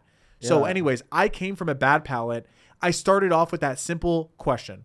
What actually constitutes being healthy? Like, I need to get healthy. I'm going to literally be dead by the time I'm 30 if I don't fix this. I feel like shit. Right. I shouldn't feel like shit at 18. Why do I feel like this? All right. First thing on the path, stop eating so much meat. Try being vegan for a month and see what happens. Sometimes things get worse before they get better. My acne was the worst it ever was when that month started. And then guess what? After a month or two, suddenly it went away because I just gave my intestinal tract and my digestive system a break from eating meat every single day. Right. Stop eating fast food. Stop drinking sodas when you go to the movie. All of a sudden, my acne's gone. Then a couple months later from eating organic and not, eating food cooked on Teflon pan, which is absorbed into the food. Like all these obsessions, right? Like no microwaves, little things that just started changing my life. Now I don't have hyperhidrosis. I'm not sweating all the time. Now I have energy when I wake up. You're vibrant. Thank you. The biggest selling point of this whole thing is you. You have the kind of energy that seems very real, feels very vibrant. In LA, because I've seen it and I've done it. I know what like coked up Adderall energy feels like. And this is different. You seem present, healthy, and vibrant. I can see it. I can feel it. Thanks, brother. There's something to what you're doing. Yeah, I think it's valuable for everybody. Even if they start with small things, it makes a big difference. And started small with me, started just regaining or trying to like claw back the health that I thought I should have. I don't think of it as a loss. No. It's a gain. It was a massive win. I would never go back. For all the harping we're doing about like drinking green juice, it's actually not even about that. It gets so little green juice. It's funny. Like there's times where I don't drink green juice for months. Yeah. It's not about that, but it's an easy one. It's like a low hanging fruit to like the green juice, the apple. It's about the overall life. If overall what you're doing is healthy, then you can even have McDonald's once in a while or whatever. It wouldn't kill you. I go to In-N-Out once in a while and I have a blast. Yeah. Yeah, you make room. I like sometimes joke. Like sometimes it's like I think I'm healthy just so I can eat bad once in a while. Yeah. Get away with it. Louis C.K. said, don't do drugs so that when you do drugs, you really feel them. Exactly. Like, don't do drugs. Yeah. So that when you do, then you don't need very much. You save some money. Yeah, exactly. Yeah. And that's what it is. That's why like I really, really, really like the intention coming into this with you, knowing we were going to talk some about mushrooms and sure lots of health stuff was going to come up. But the intention was to signal to people something simple that while it's epic, like some of the things you see like Liver King talk about or medical medium and all these things or green juice, like acai bowls, you see all these like, trendy things come up. They're super, super valuable. But I wanted to paint a big mosaic here. You walk into some church in like Italy and you're like, yeah, geez, that's a beautiful image. Like I want to show that like every single moment of your like health isn't something you do when you drink a green juice. Health is every freaking breath you take, how you breathe, how you think, how you walk, how you talk, the energy you have, the positivity you have, the foods you choose to eat, the enjoyment you have with friends, going out and having fast food and not being a little bitch, I call it. Just like have fun, enjoy your friend time. If it's like you friends want to go out and have In-N-Out, just shut up and do it. Yeah. Don't be extreme. Find the balance. And it's like everything from the moment you're waking up, the sunlight, like you start to look at it like, okay, it's like the winner effect. Because if everything you're doing, you're now cognizant that it's actually good for you. Like you go outside and you get some sunlight. You're talking about like going like now, guess what? Probably tomorrow when you wake up and go get that sunlight, you're like even more of a win. Yes. Bro, it's a win. Now I'm walking. It's a win. I'm externalizing, looking in the distance. It's a win. The sunlight, it's a win. Then I go in. It's a balance. What's that? It compounds the wins. And then you start building pure confidence, pure conviction, because they're like, every day, all day, I can always do something to influence my reality. Because the reason people get sick, in truth, is because they actually stop taking responsibility for their life and they feel like they're at the effect, not at the cause. That's the real cause of lack of health. Preach. And when you do these little things we're talking about here that are simple, getting the deep sleep, taking control of not having your phone alarm waking you up, maybe you get a shower filter after this episode. Maybe you're like, I'm not going to drink coffee on an empty stomach. Maybe I'll drink this shaga thing you saw about. Oh, cool. Maybe I'll go for more walks. I'll take time. Maybe I'll laugh more. Maybe I'll do all these things. Well, suddenly you're just stacking wins. And when you stack enough wins, your life gets really fun. Now, so it's not about like, I have to lose something to be healthy. No, go eat the burger, go eat the pizza, just eat cleaner versions of it. Yes. Do the best you can. And it just keep compounding until it becomes so easy. Your reticular activation system, law of attraction, what you think about starts to attract itself. It just comes to you so naturally. Suddenly, it can be so delicious. It's delicious. It's not like be healthy or have fun. Right, exactly. It's both. The funnest things you can do require good health. Like even if you want to go to Six Flags and all the fun things you could ever do require energy. Yes. Right? Even if you get the girl of your dreams, you want to have enough energy to make love to her. Yeah. Right? Or to have a great conversation later. Whatever it is, it all requires the body feeling great. It starts there. It's a central point. If you make a bunch of money and you get a yacht, but you're too tired, you feel like shit on the yacht. Yeah. If you have a stomach ache on the yacht, then what was the point? Exactly. Right? It's like you're still feeling horrible. Right? I'm sure Steve Jobs, he changed the entire world.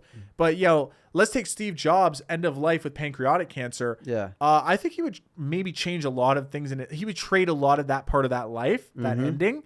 Could be wrong, but would trade a lot just for just having a clean slate again, which was controllable from the start. Yes. See, we've been made to believe it's not in our control. It's genetics. It's not genetics.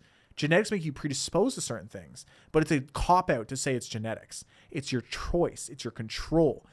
You alter the data. Joe Dispenza, how many books can come out to prove this to people? But it's what they know. Put the gun to their head.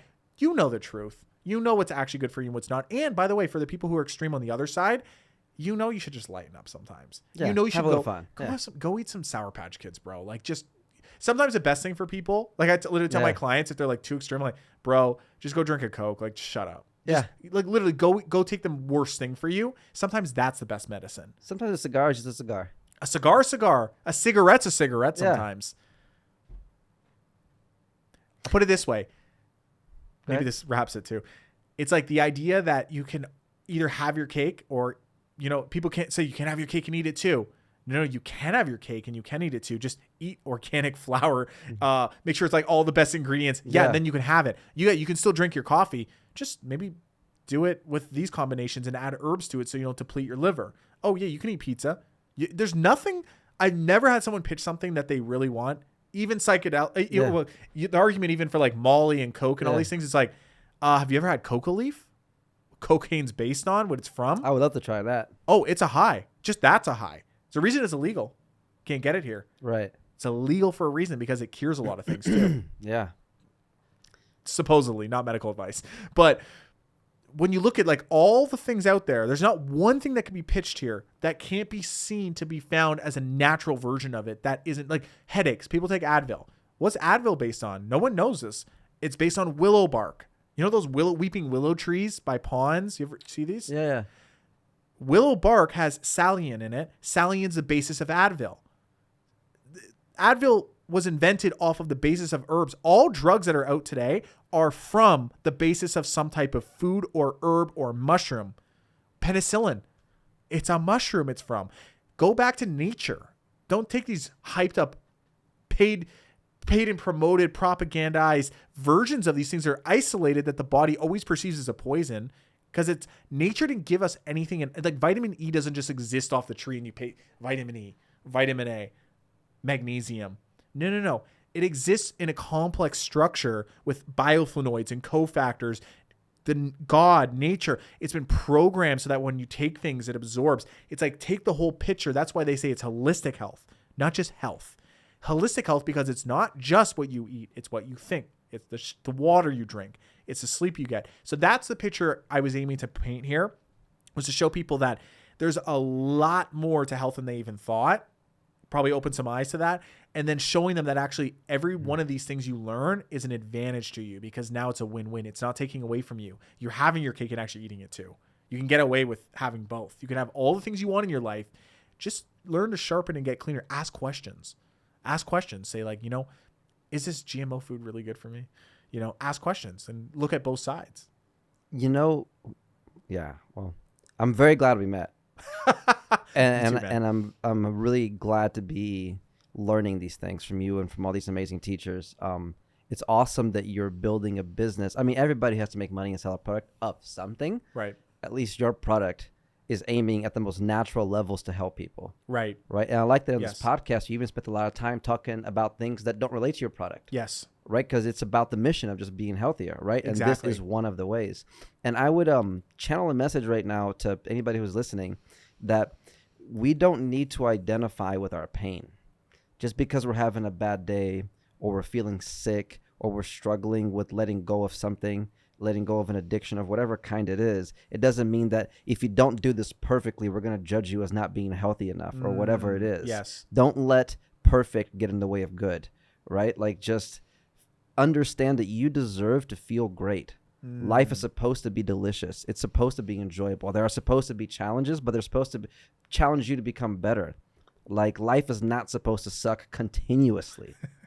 It's just not. It's not. And we don't have to identify with the pain. I'm not discounting the pain and the trauma that we all have, but there is a way out. This isn't the only answer, but just know that you are not the depression.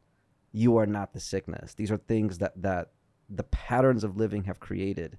And there are so many people like Shane that are sharing knowledge of how to live a healthier life. And healthy doesn't mean not fun.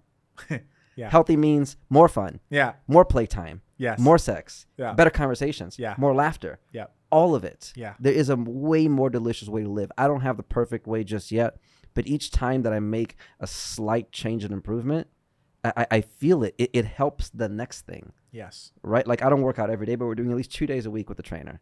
Great. Sometimes 3 days a week. I feel fantastic. Mm-hmm. I'm not being a bodybuilder and eating perfect. No, but it's incremental changes. Right. Incremental changes. I know before I used to look up to these people. I still do. That are like my idols of health and success, people like Tony Robbins or whatever. Yeah. I used to think, well, maybe I'm not good enough because I still like weed, and he's gonna judge me because I'm not like a perfect, what, you know what I mean? Yeah. There was so much shame involved into that if I'm not gonna be a perfect healthy person, then I might as well be all the way unhealthy. Right. Yeah. That's No. good. Yeah. Yeah. No, we don't have to identify with that. And like you said, and if somebody's all the way on one side, go have a fucking fat burger or something every now and again. Yeah. Challenge yourself. You know, it's just, is this the best way we could possibly be living? Yes. Could there be a better way to have our life go? Could we feel more joy? Could we contribute more? Could we live a day where we don't feel drained, where we have more energy at the end than at the beginning? Yes. I think it's possible. And I think the curiosity for these kinds of products makes me optimistic about the future. Yes. The problem has risen. There's more of a challenge in society now, more than ever, with mental health, with epidemics of disease and cancer.